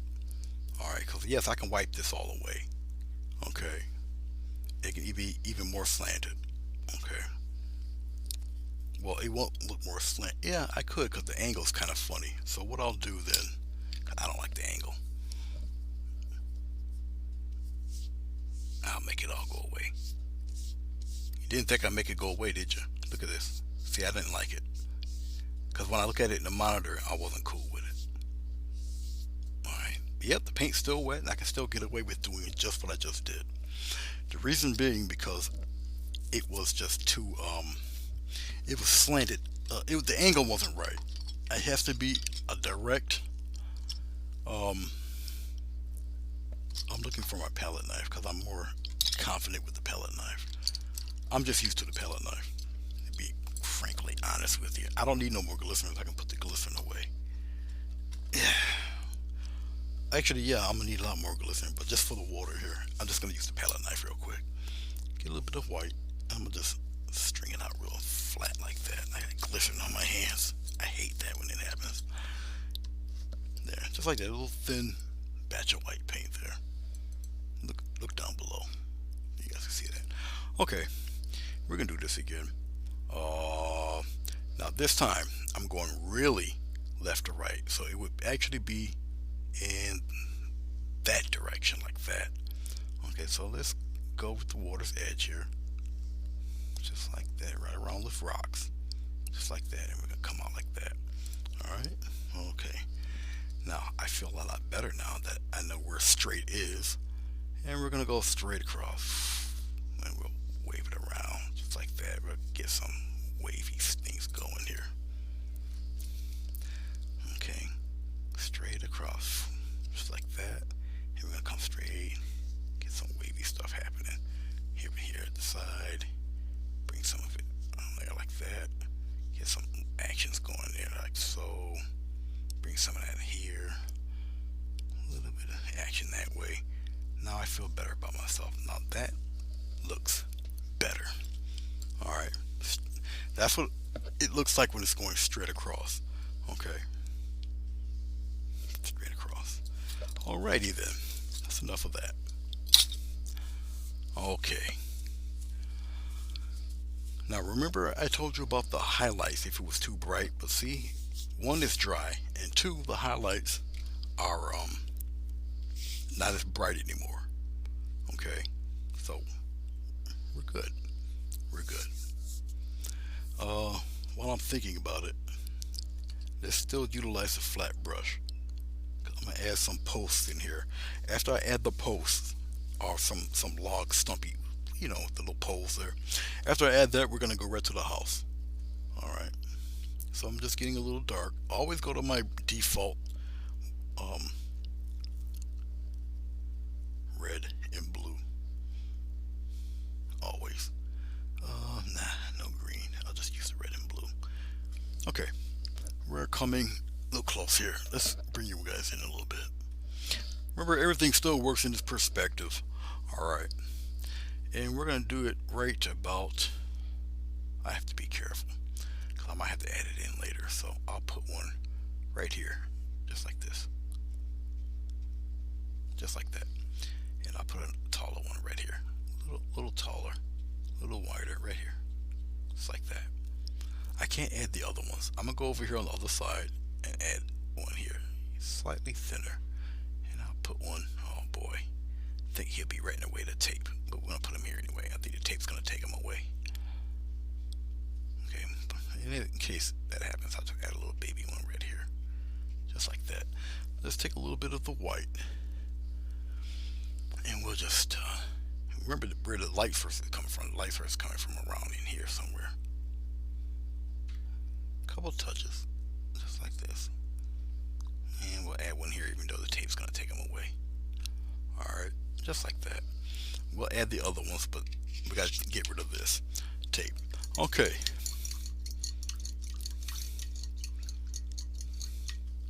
All right. Oh, the angle of the water wave. Yeah, yeah, yeah, yeah. No, it gotta be. Has to be straight across. No matter what your angle is, it's gotta be straight. All right. Of course, I did all that hand movement for the box in the way, but you guys get the drift. All right. We've did all of this. Okay, we're good. We did the front. We're good. All of that's fine.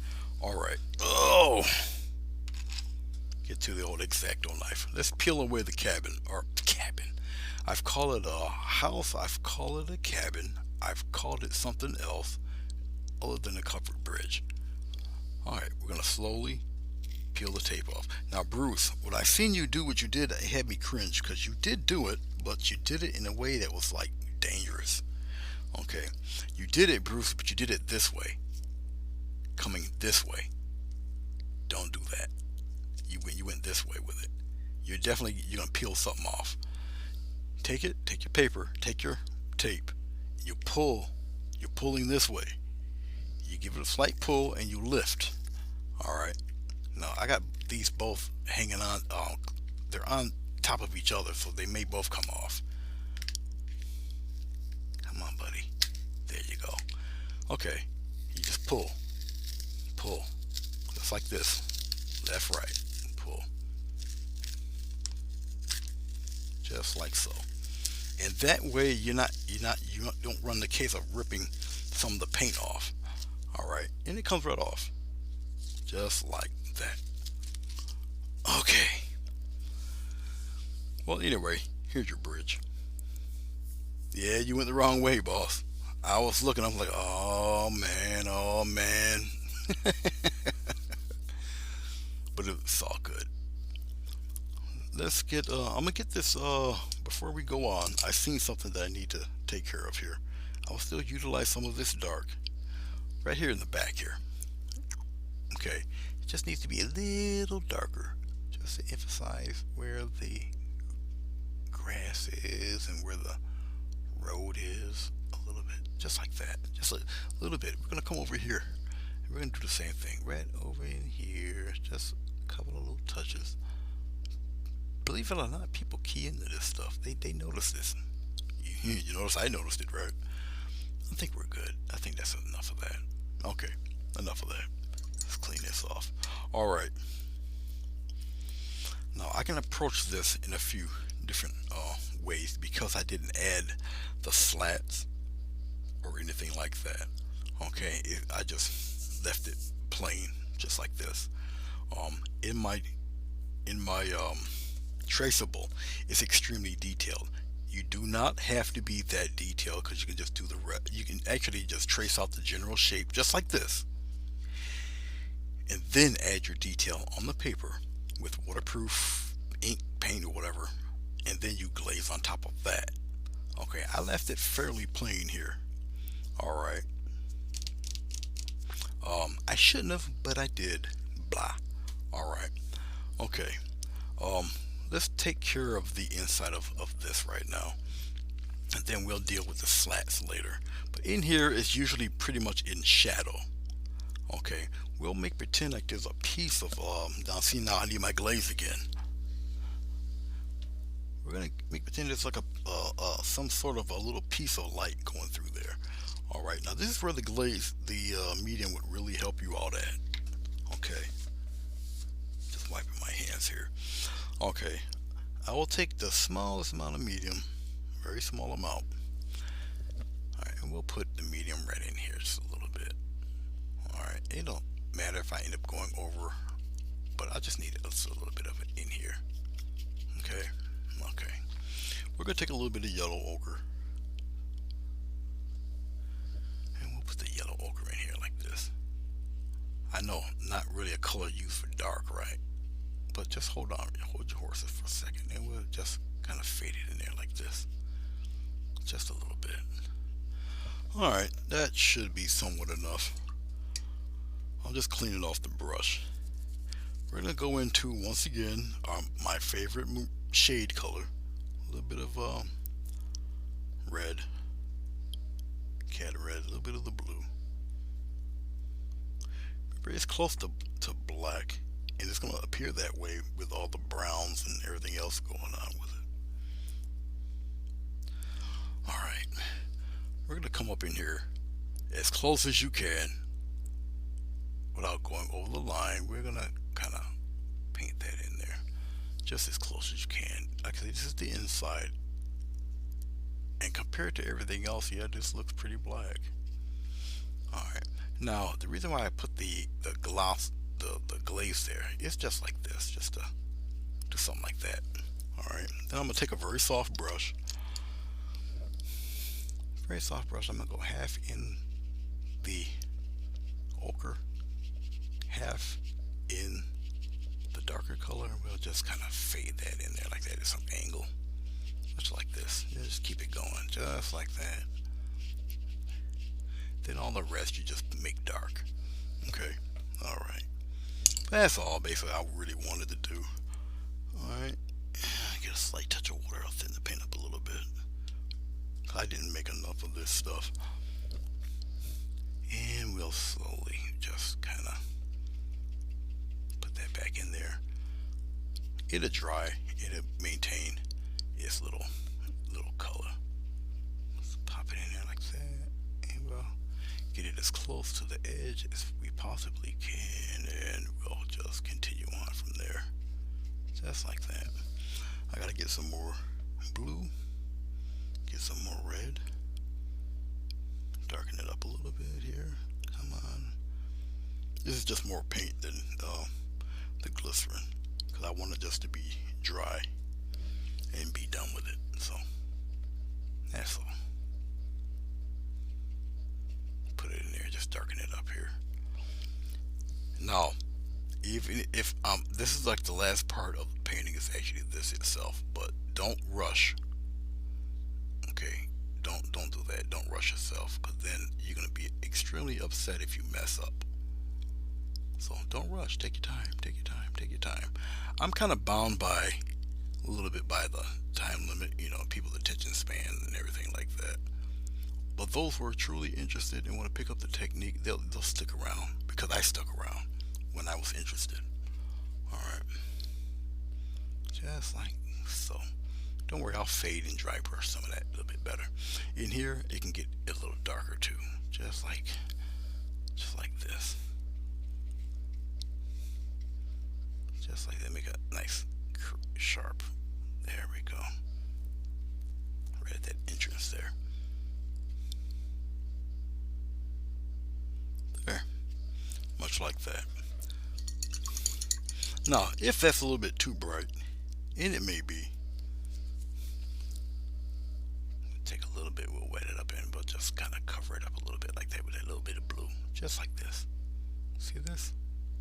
You still see some of that color, but it's just not as blatant. There. See how you can make it look like that? Alright. There. Let's cover it up a little bit. And you're good. Leave it alone, you're good. Alright. Okay. Down below here is nothing but a shadow color underneath the planks and stuff. So I still got water on my brush, so you'll still be able to see a little bit of detail and whatnot. Right underneath here is one as dark as all get out anyway, but it is in there. It's dark only on one spot. That's directly underneath the bridge, right in here, just like so. Okay, I got a little spot here that needs to be covered up a little bit. It's like that. All right, now we're gonna really get onto it here.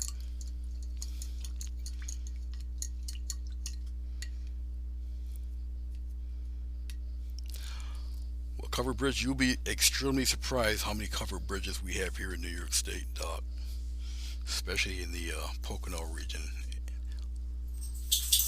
Yeah, we got them. We got quite a few.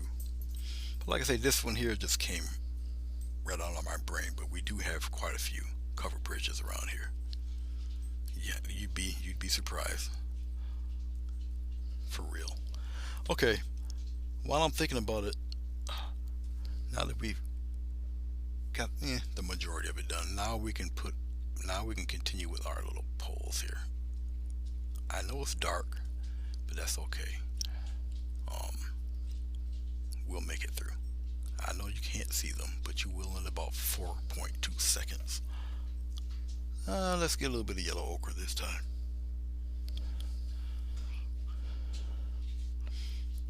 And just a touch like that. And we're going to get some yellow ochre on these instead of white. I just don't want them stark white.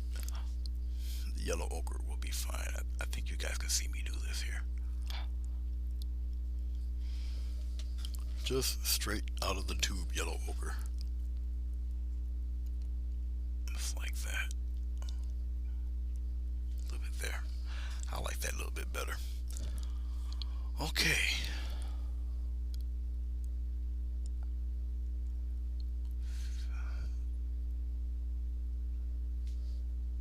A little bit more body to it there. Alright. Okay. Thank you, Julie. Okay, dokie. Let's we'll continue on. We're gonna have a little fun here. We're gonna have a little fun. I know this is something I normally don't show. I usually don't do this. This I usually do. Um, oh my God. Okay. This I usually do beforehand, but I might as well show you now in case you do a traceable. All right. What I do have here, I'm gonna have to show you on the big screen here. I'm going old school comic book now, but this is India ink. Here you go. All right. Yeah, it's waterproof too. So, and a script liner brush. And when I say I'm going back to going comic book, I'm definitely am. Here we go. We'll put the wood slats or whatever patterns I want to put on there. We'll do it right now with this. Now, if you don't want to do it this way, I don't blame you. You don't have to. Truly, you don't have to. Okay, but I can add. I gotta be careful, make sure nothing's entirely wet when I do this. I think the water streaks might be a little wet, maybe. Well, first off, we're gonna let's paint. We'll paint this, and this is gonna be just solid black anyway. I would use a thicker brush for this.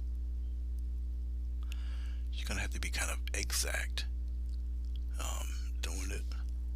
I would, if you're wise, I would use a thicker brush so you can just get it all in one big sweep. But since I got the liner brush, I just do it with the liner brush real fast here. I've been doing this for a minute, so I can kind of buzz through it. But for those of you who might want to do this, I might as well show you this process anyway, because I can give you the traceable, but you really, I mean, after you put it in there, you're gonna look at it and be like, well, what do I do with the patterns or whatnot? You can paint them in, or you can use the Indian ink like I'm doing, and um, you can sketch them in. But I would use a marker. A marker would be much quicker. The reason why I'm using the pen because it's a variance in line and all that good stuff. But I'll put some. Look, watch what I'll do. See this? All this little grainy stuff in here. Okay, just like this. Just put them in there. Trust me, it will dry because this obviously is just all paper. You follow me? There's no medium, no nothing. So it's going to soak through, it's going to dry quite quickly. Okay. And I'm just putting in a little wood grain. Just like this. Let the paper, let the pen do the walking. Just like so. Okay. All up in here. You don't have to be unwiggly like I'm doing it either. It can be straight or straighter, up to you. Because it's a building, of course you got a lit side and a shaded side. It is a square, or a box, a rectangle, whatever. It's got four sides, even though you're looking at two. All right, but just like this. Okay, okay, something like that. All right. I mean, if you want to go really ultra detailed, I mean, it's truly up to you. You know, you can add, little grains this way, going in that direction. It's really up to you how you want to do it. All these little speckles I'm adding in here will just add to the illusion and to the detail of the piece. All right, Obi Wan. Well, I thank you. I'll take that as a term of endearment. Okay. Uh, where am I at here? Okay, here. Let's do it this way. Oh crap! Wait a minute. That's where I'm getting it from. That's where I'm getting the stains from. I'm glad that happened. Here, look. Let me show you with a piece of tissue here. You're gonna run into this too. Okay. Now, tape is not porous. Watch. Oh, you guys can't see it. I'm gonna show you what's going on. This is where my hand pattern is coming from. This, all of this. See that? That is not porous. That's what's getting me. That's what's getting me. Okay, it's that glycerin in the mix here. Okay, that's what's causing all of that. All right, so I'm glad I found it. Okay, let's go back up to our scheduled presentation. All right, we're gonna put some slats in here. Now, yes, I will. You know what? Here, let's just do it this way. This just help save me heartache. All right, you don't have to do. You don't have to do it freehand. Okay. I'm just gonna do it because I've been doing this for a minute. But you can put the slats in. Travel with your whole arm. Go straight down like that with your whole arm. All right. It doesn't have to be ultra perfect, but they're smaller here. Okay, I'll just take it and go straight down. And as you do it, I'll just keep going straight down with it. They get a little bit larger as you come toward the front. I can get away with a few of these being the same size because the building is so long, but your eye will catch it. I'm just using my whole wrist. Can you guys see me do this? Yes, you can. I'm bringing my whole arm down. I'm not doing it with just my wrist. But that's if you want to do it this way. It's up to you. I'm gonna go a little bit wider every time I go down. Come forward rather.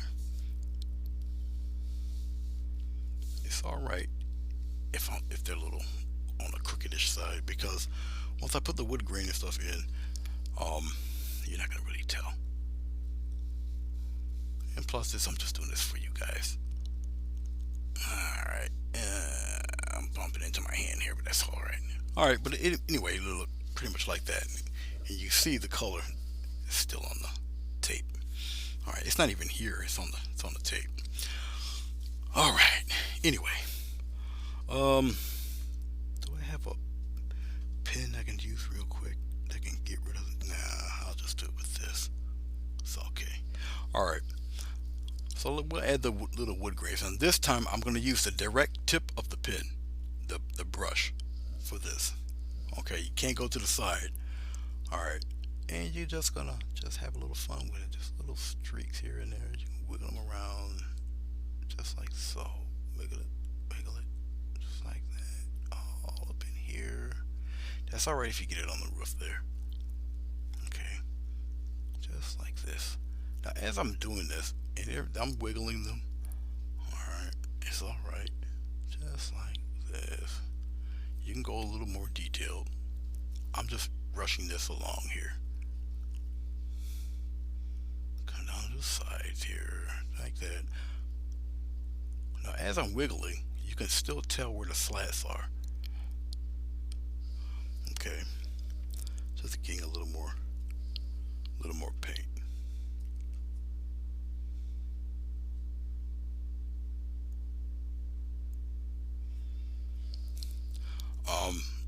Well, no. By the time I get to the paint, I'm gonna glaze this with paint, with acrylic paint, just like I did the water. I'm gonna do this whole thing.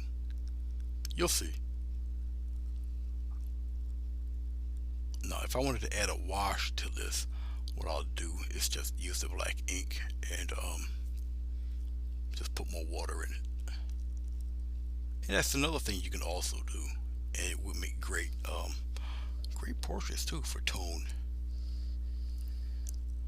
If you're really into that type of thing, I can do it. I can show it, but it would just take too long. I would have to do it in parts, and I really don't like doing part ones and part twos, even though I have done them, but inadvertently because that's when the internet cut out on me, and I couldn't help it. But yeah, subjects like those, extremely detailed. Yeah, you can do those. I have done them. It does take some time. I won't lie, because I want to show you. I'll just show you right, because once you do something online, and it can stay up there forever. So you want to try to do your best and do it right. Even though I'm doing it fast, I'm still doing it right. Just like this. Now this India ink, as you can still see the slats. They're still a little thicker and they're straighter. Okay, now I can accentuate all that, but I can do all that in color. It didn't really want to matter. All right. Oh, I'm thinking here, thinking here, thinking here. Okay, I can take this and I can cheat. I can cheat here, right here. Let's go right here. Let's use the black. Can you guys see this? Oh yes, you can. But watch, watch. Everything's still in perspective. Watch what happens. As I do it, they're gonna get a little closer together. A little closer. Okay, and they're going to get a little closer together, and they're going to get a little shorter and shorter and shorter, just like so. Okay, my paintbrush is actually hitting the back of my tablet, but that's okay. That's all right. Over here, they get a little taller, right there, because they're on the side of the road here, and I'm going every other one. Okay, it's like that. All right, and they're gonna get a little thinner and thinner. It's just giving the illusion of these guys. This one goes further back, back, back, back, back, just like that. All right. Okay. I'm just rinsing off the brush real quick. I'll go into my yellow ochre, just like this. Go into my titanium white, just like this, real fast, real fast. A little tiny bit of water just to loosen it up just a little bit. It's that detail thing. I can't help it. And right here, just like that. Yeah, I know. It's still a detail thing. Sue me. I have to have them in there. Okay. Yeah, I'm just a stickler for little detaily things like this. India ink dries like acrylic. It dries extremely fast. It depends on the temperature of your room. All right, it's pretty warm in here. There. I know, a little, you know.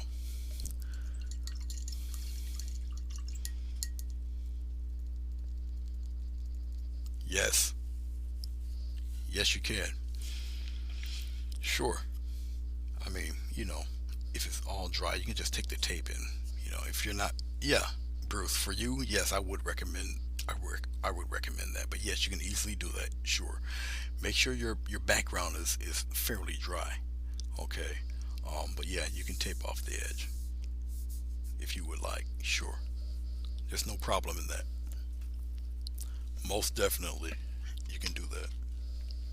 Okay, guys, let's have a little fun. Here we go. Let's put the cap back on my India ink bottle. I don't need any more of this. Um, Most of that India ink, I think, is no, all of it is dry. Okay, I'm gonna put the getting the ink back. Excuse my head. We're gonna have some fun with this guy. We're gonna have a good time. There's a couple ways you can approach doing this covered bridge. Okay, I can put the glycerin on right now and then take bits of color and put it on there. Or I'm gonna do something else. I'm gonna dip my brush in water here. I'll find a dry spot somewhere. I'm gonna get a little bit of ochre and water, like this, ochre and water. Now I'll just turn it into a watercolor. But watch what I'm gonna do. Watch this. I know it's not gonna make no sense to you now, but it will in a second or so. Let's go right where the crease of the barn is, which is right here. And we'll put spots in there like that, and then we'll pop in a few little thingies in there, just like this. Okay. Yeah, just like that. Let's go into around the other side here. We go back into our yellow ochre and water. A little water. Let's make a little bit of red up in there, just a tinge of red, just like this. All right. Okay. All right. Right in here, other side. Pop some color in there like that. Yeah. Do a little bit of that magic in here. Come on this side. How about we take this and just kind of color that in totally, just like that. Just like that. We're just using water. All right. Okay. I'm looking. Okay, let's get to our shadow color for a second. Yes, it's the typical mix of red and blue. We get it pretty deep here. All right. I have a brush that maintains an extremely deep, sharp, chiseled edge. Okay, I'm just putting a little bit of water in here because once you put the water in the acrylic paint, and it gets to like an inky consistency, it will dry fast. Okay, but let's show you. Can you see it from here? Yeah, if I put it against that gross water, you can see how sharp that edge is. See, look at that. Get yourself one with a sharp edge there. Okay, let's play with some shading here. Guess what's gonna end up being the dark half? This. Anyway, let's go here. Very, very, very, very slick.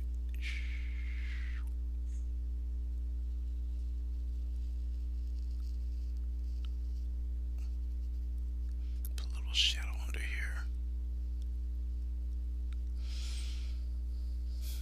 A little more water. Just a little more water. I'm gonna play with this a little bit. Watch what happens. You know, I got the shadow here.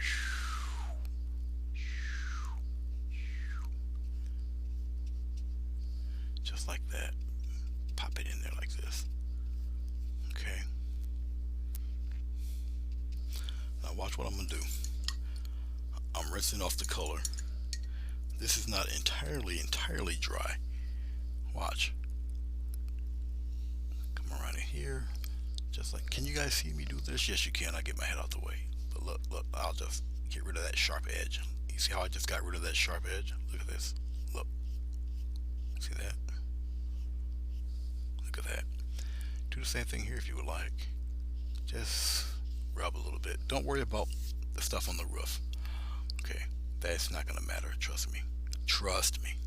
It really won't. We'll darken up some of this here because this is gonna be the darker half anyway. There, just like that. All right.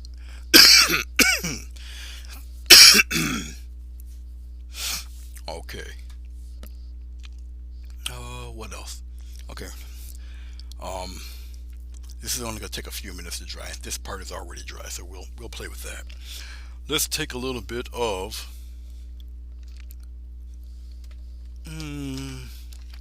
yeah, we use this super dark stuff here. All right, we got some burnt umber. I'll put the burnt umber right in here on top. This stuff is dry. We're gonna add more glycerin than color. All right. So we're gonna dip into the glycerin here. It doesn't really matter a spot because most of this is dry anyway. Get some glycerin here. Get a little bit of this umber. A little bit of umber here. We'll make this a darker. Now most times these guys are like red, you know. Not today. Not today. Okay.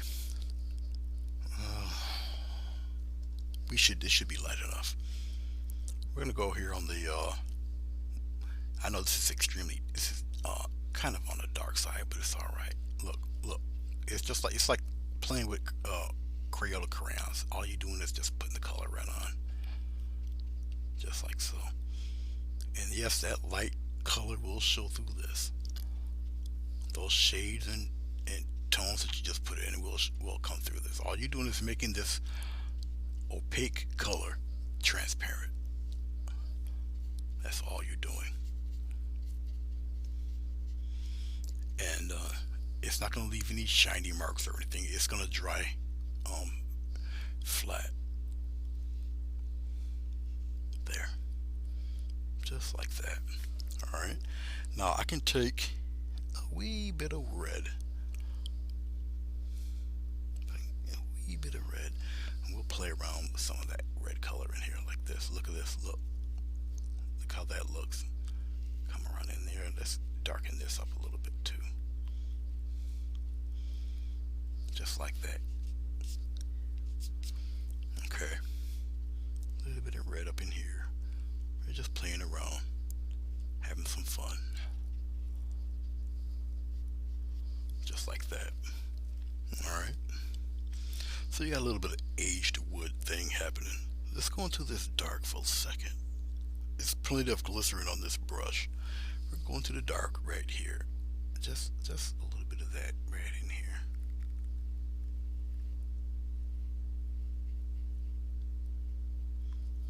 And we'll give it a little bit of something right in here. Okay, now what I'm going to do is wipe off my brush. Because even if you feel if it's a little strong, you can wear some of that away. I don't feel it's too strong because you can still see some of the grains in it. You might not be able to, but they're in there. There. It lightens it up just a little bit. And there you go. All right, so there goes your little shadow color in there. Not exactly black, but it's still light enough you can still see the grains even that little strip. All right, you still see a little bit of that glow in there, all of that funky stuff. All right, we're gonna take a little bit of this burnt umber, get a little bit of blue. We're gonna get some glycerin. Almost went into the water. Get a lot of glycerin here. Okay, just like this.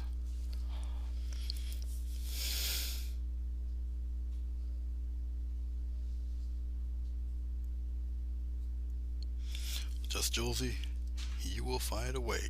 If you up early, well, it depends on where you live. I don't know what country you live in. I don't know if you're in the U.S. or whatever.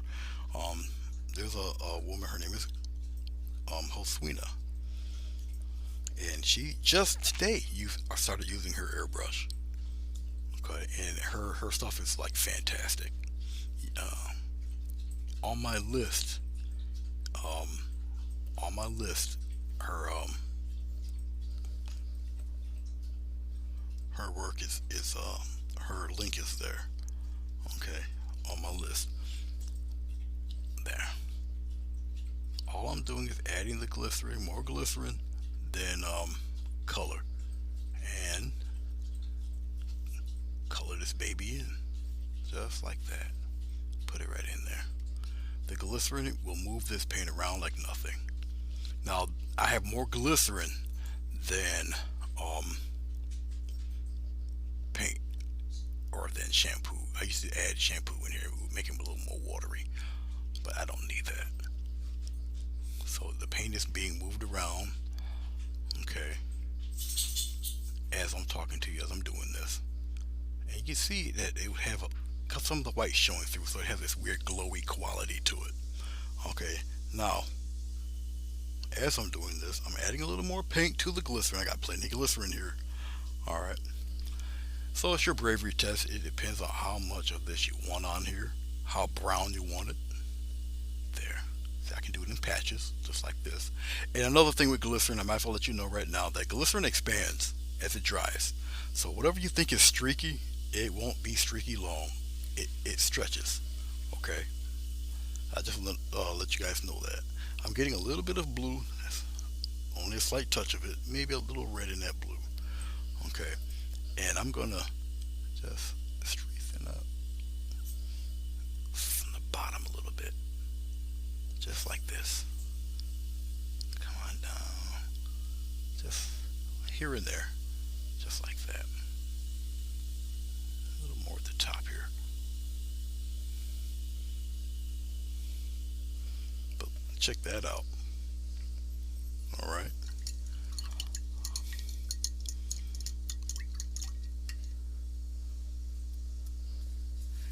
Yep, but if she's live, she will talk to you. She will say, "Hey, we get over there. We do. We just act crazy." Actually, we ask questions. We just, because we're so comfortable with each other. It's just a good time. Even if you just want to sit and lurk and listen, it's really cool. And she's a lovely, lovely, lovely person. She's awesome. Okay. Chrissy Canvas Art. Yep, she's good with the jokes too. Okay. Anyway, that's the darker half. A little on the bluish side. Okay, I can bring that deep brown back if I would like, but I kind of like what I'm looking at here. I'll get just some what is this, ochre, and I'll pop in some dark wood grainy stuff in here, just like that. Now I can take some of this away also, so I'm just putting it in here just in little spots. But as you can see, the more I wipe away, the more it moves around. Okay, I can put more up in the top up there. I'm not taking nothing away. Nothing's being truly covered up. But I got all sorts of little interesting patterns and tones happening with that. All right. Now, just to join it a little bit, I'll add some of that here. Okay. Just a little bit on this side. This is still a lighter side, so I'm going to add just a little bit just to kind of join the two together a little. Just like that. All right. You don't need too much. Just here and there. Stripe it on there a little bit. It's still going to be represented as the lighter side because it's just not enough deep tones on this for it to be considered otherwise. All right, much like that. Don't worry about this. I know most of these things are usually on the red side. They're painted red. So we're going to go backwards. We're going to paint we'll just glaze I'm getting some water here with some of this umber. Okay, we're going to make the roof red. All right, and we'll just pop in some tones in here like that. Get a little bit of water. I'll just kind of play around with it with this like this, kind of tease it around just like that. I'm showing you this, doing it in this method because I want to show you that you don't have to be all super deep and this stroke has to go this way because of the nature of the hypotenuse of what color. And shut up. No, just have fun with it. Okay, have a good time. And people want to go all deep. Just have a good time. Enjoy yourself. Enjoy the process. Okay, I know I said it was going to be red, right? But I got every other color up in here. Don't worry, it'll still be red. Throw some yellow ochre in there too. Just like this. Scramble it in there. How am I going to get red out of this? Hold on for a second. This is just water and paint. This is like watercolor, but it doesn't wipe off. Okay. Just like that. Okay.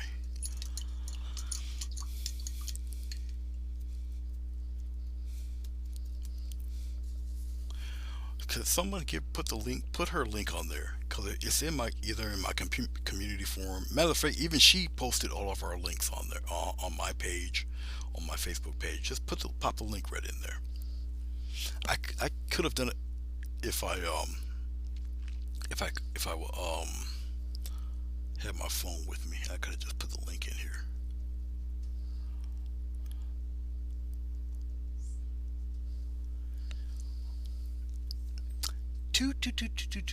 We'll go bright red here. Nothing but paint. Nothing but paint. Nothing but paint. Bright red. Nothing but red out the tube for the frame. Okay.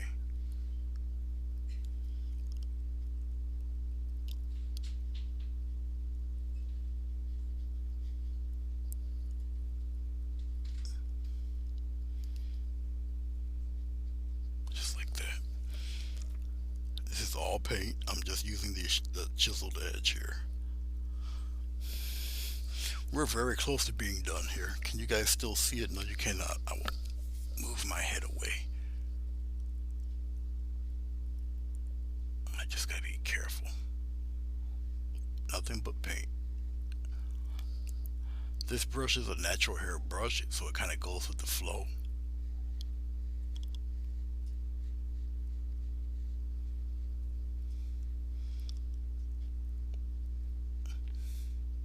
There, that's fine. All right.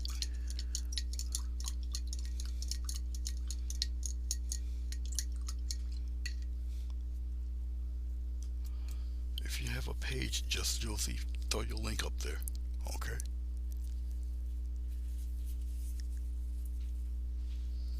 Yeah, her stuff is magnificent.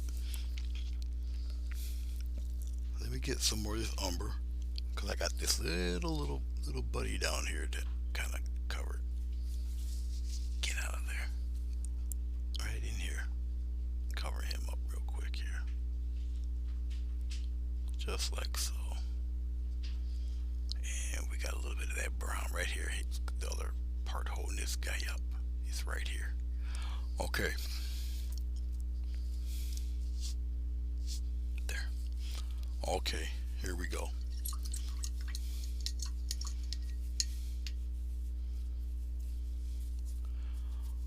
Did you guys put her link up? I don't see it. Oh, I'm gonna use a thicker brush. I'm not gonna use this brush. Here we go. All right, I'm gonna use this guy. He's gonna take care of the roof. We're gonna get some of the medium here. We're gonna put it right on the roof. Yes, this stuff is dry enough for me to do this. It only takes a second. Now, remember, this is not coated, so I mean, it has a little bit of paint on it, but it's not coated like the blue. So this stuff will soak into it will soak into the paper. I'm just cleaning off my brush. If you find yourself messing up with the glycerin, all right, water, regular water will cut through it like a hot knife through butter. All right, just just saying. Okay, we're taking nothing but straight red paint. The glycerin's already on there. Okay, and I can take that paint and just move it around any which way I want. All right, just like this. Now I can even thin this out if I wanted to. Don't have to. There's all sorts of colors and all sorts of action already happening underneath this red, and it will show. Trust me. That's why I'm using the bigger brush. I can move this paint around still, just like so. Doesn't matter what direction I'm painting in.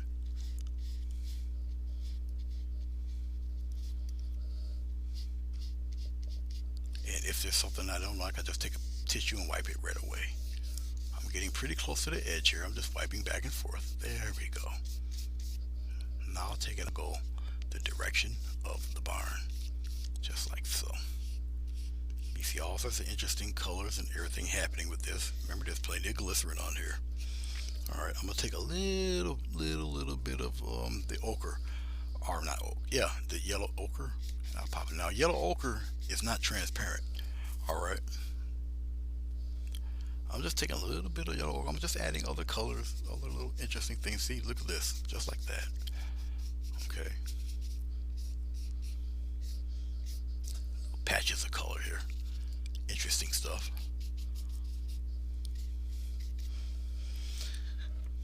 Tiny bit of titanium white, and we'll throw it in there like this. Little sun damage going on with it. Slap some in here like that.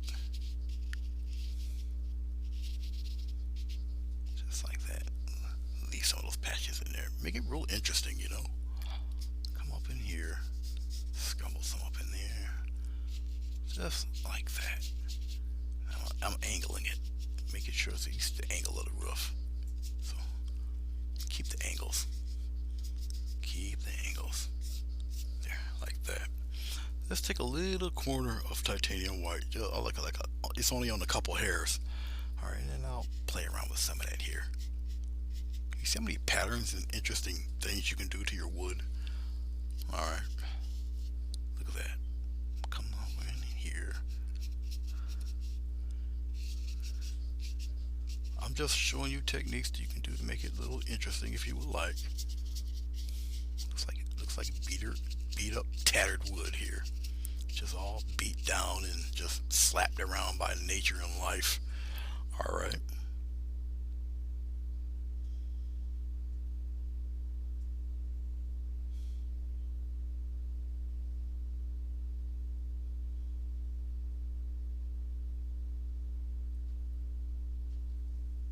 About the left to right. I don't know what you were talking about, Rosemary. Is it about the tape?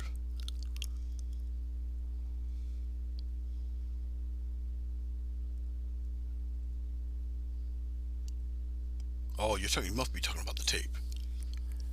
Yeah. Oh, the water. No, no, yeah, the water. Yeah, it's got to be. No matter how crooked your river is, your water is always like straight. I know in our mind it just doesn't seem to fit like that, but it does. Okay, it truly does. I know it's crazy. I know it don't sound right. It don't even, but it's actually true. Actually true. Let's put a little something up here to kind of frame that edge here, just like that. I'm just very sneakily framing that edge. I don't need anything else really. Maybe add a little something up in this direction, and then I'll just go to the angle of the roof, just like that. And I'll keep it up there like so. And then that's it. Well, guys, guess what?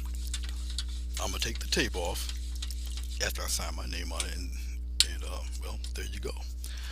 This one is another long one. I'll pull back a little bit here. Let me straighten up some of this mess.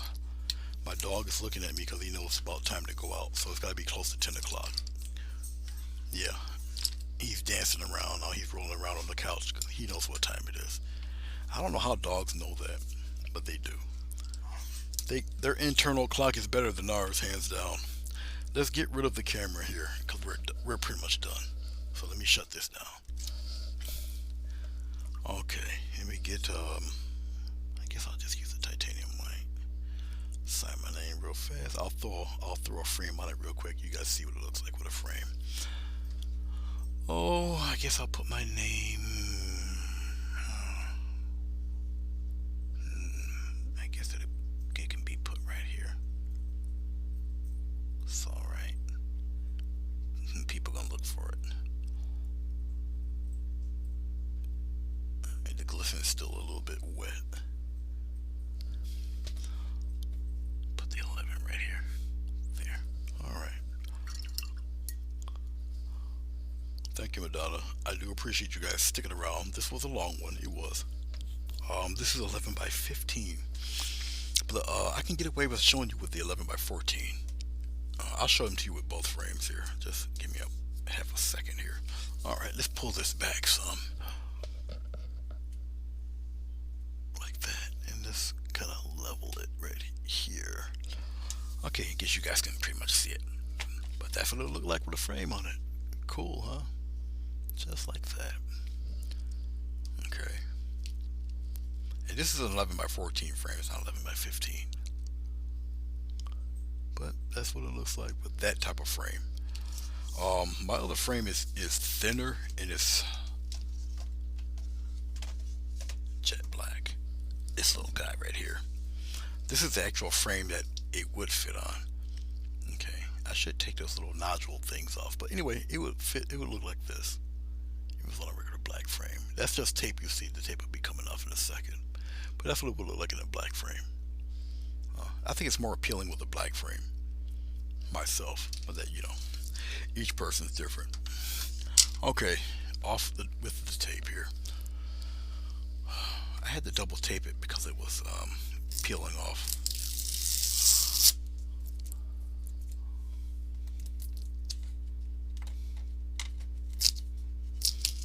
Remember, Bruce, give it a pull and go in the opposite direction. You're going this way. All right. It comes right off. But this is double tape, so this is all gonna come off. That's cool. Come on, and there. You decided to hang around. What you do that for?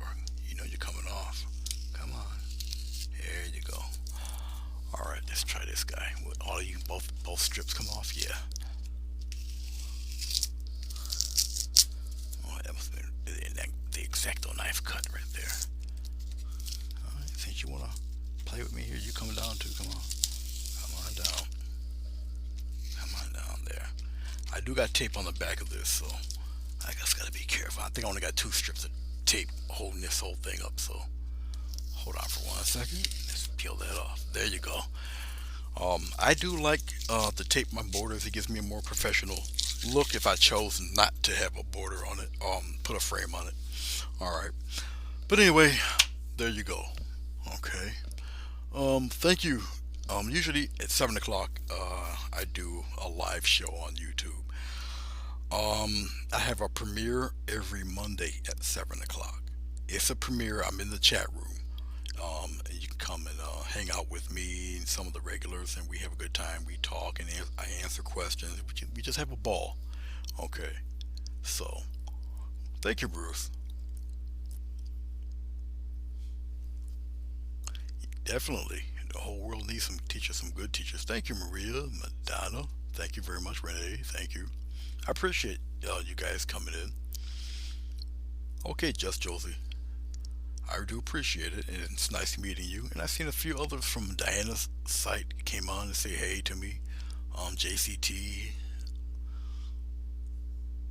a few of them came in, and I do appreciate it. Totally Insane came through. Purple Paisley came through. I appreciate you guys. Thank you very much. What else? Oh yes, if anybody would like to donate to the call, I do have a PayPal link. Most of my tutorials are for sale. I do have all of my art that I've done that's for sale.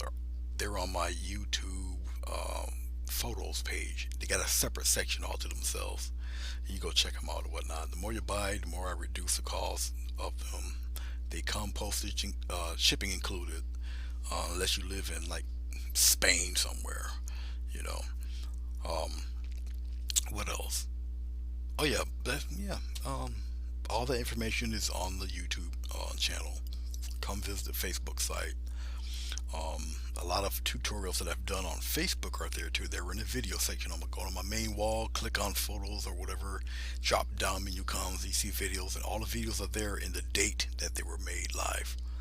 I got all sorts of material on there too. Florals, everything, all that stuff. But thank you guys. This has been more or less a lesson on perspective, and a lesson on how to do your underwater type rocks. You can make your rocks different colors. As a matter of fact, even if you painted them light colored, okay, and you put your wash over them, you don't even have to have glycerin. Water would do. But with water, be careful, because water will leave a mark. You got to do it kind of quickly. At least with the glycerin, you can wipe around and play with it and whatnot. It all kind of, melts into each other. And see, no streaks here. Okay, and let you deliberately put the streaks in. Really, no streaks. All the glycerin kind of spreads out, and it kind of puts it all in there together. It's starting to tack up a little bit. All right, this will be dry in about a half hour. Well, guys, thank you very much. I'm done talking your ear off. I appreciate you. I will see you guys when thank you, Jackie. Isabel, appreciate you coming through. Whatever type of comments or whatever, you leave them down below. I will read them. I do answer them. Okay. And once again, thank you guys. Have a good night and be safe. Take care and peace.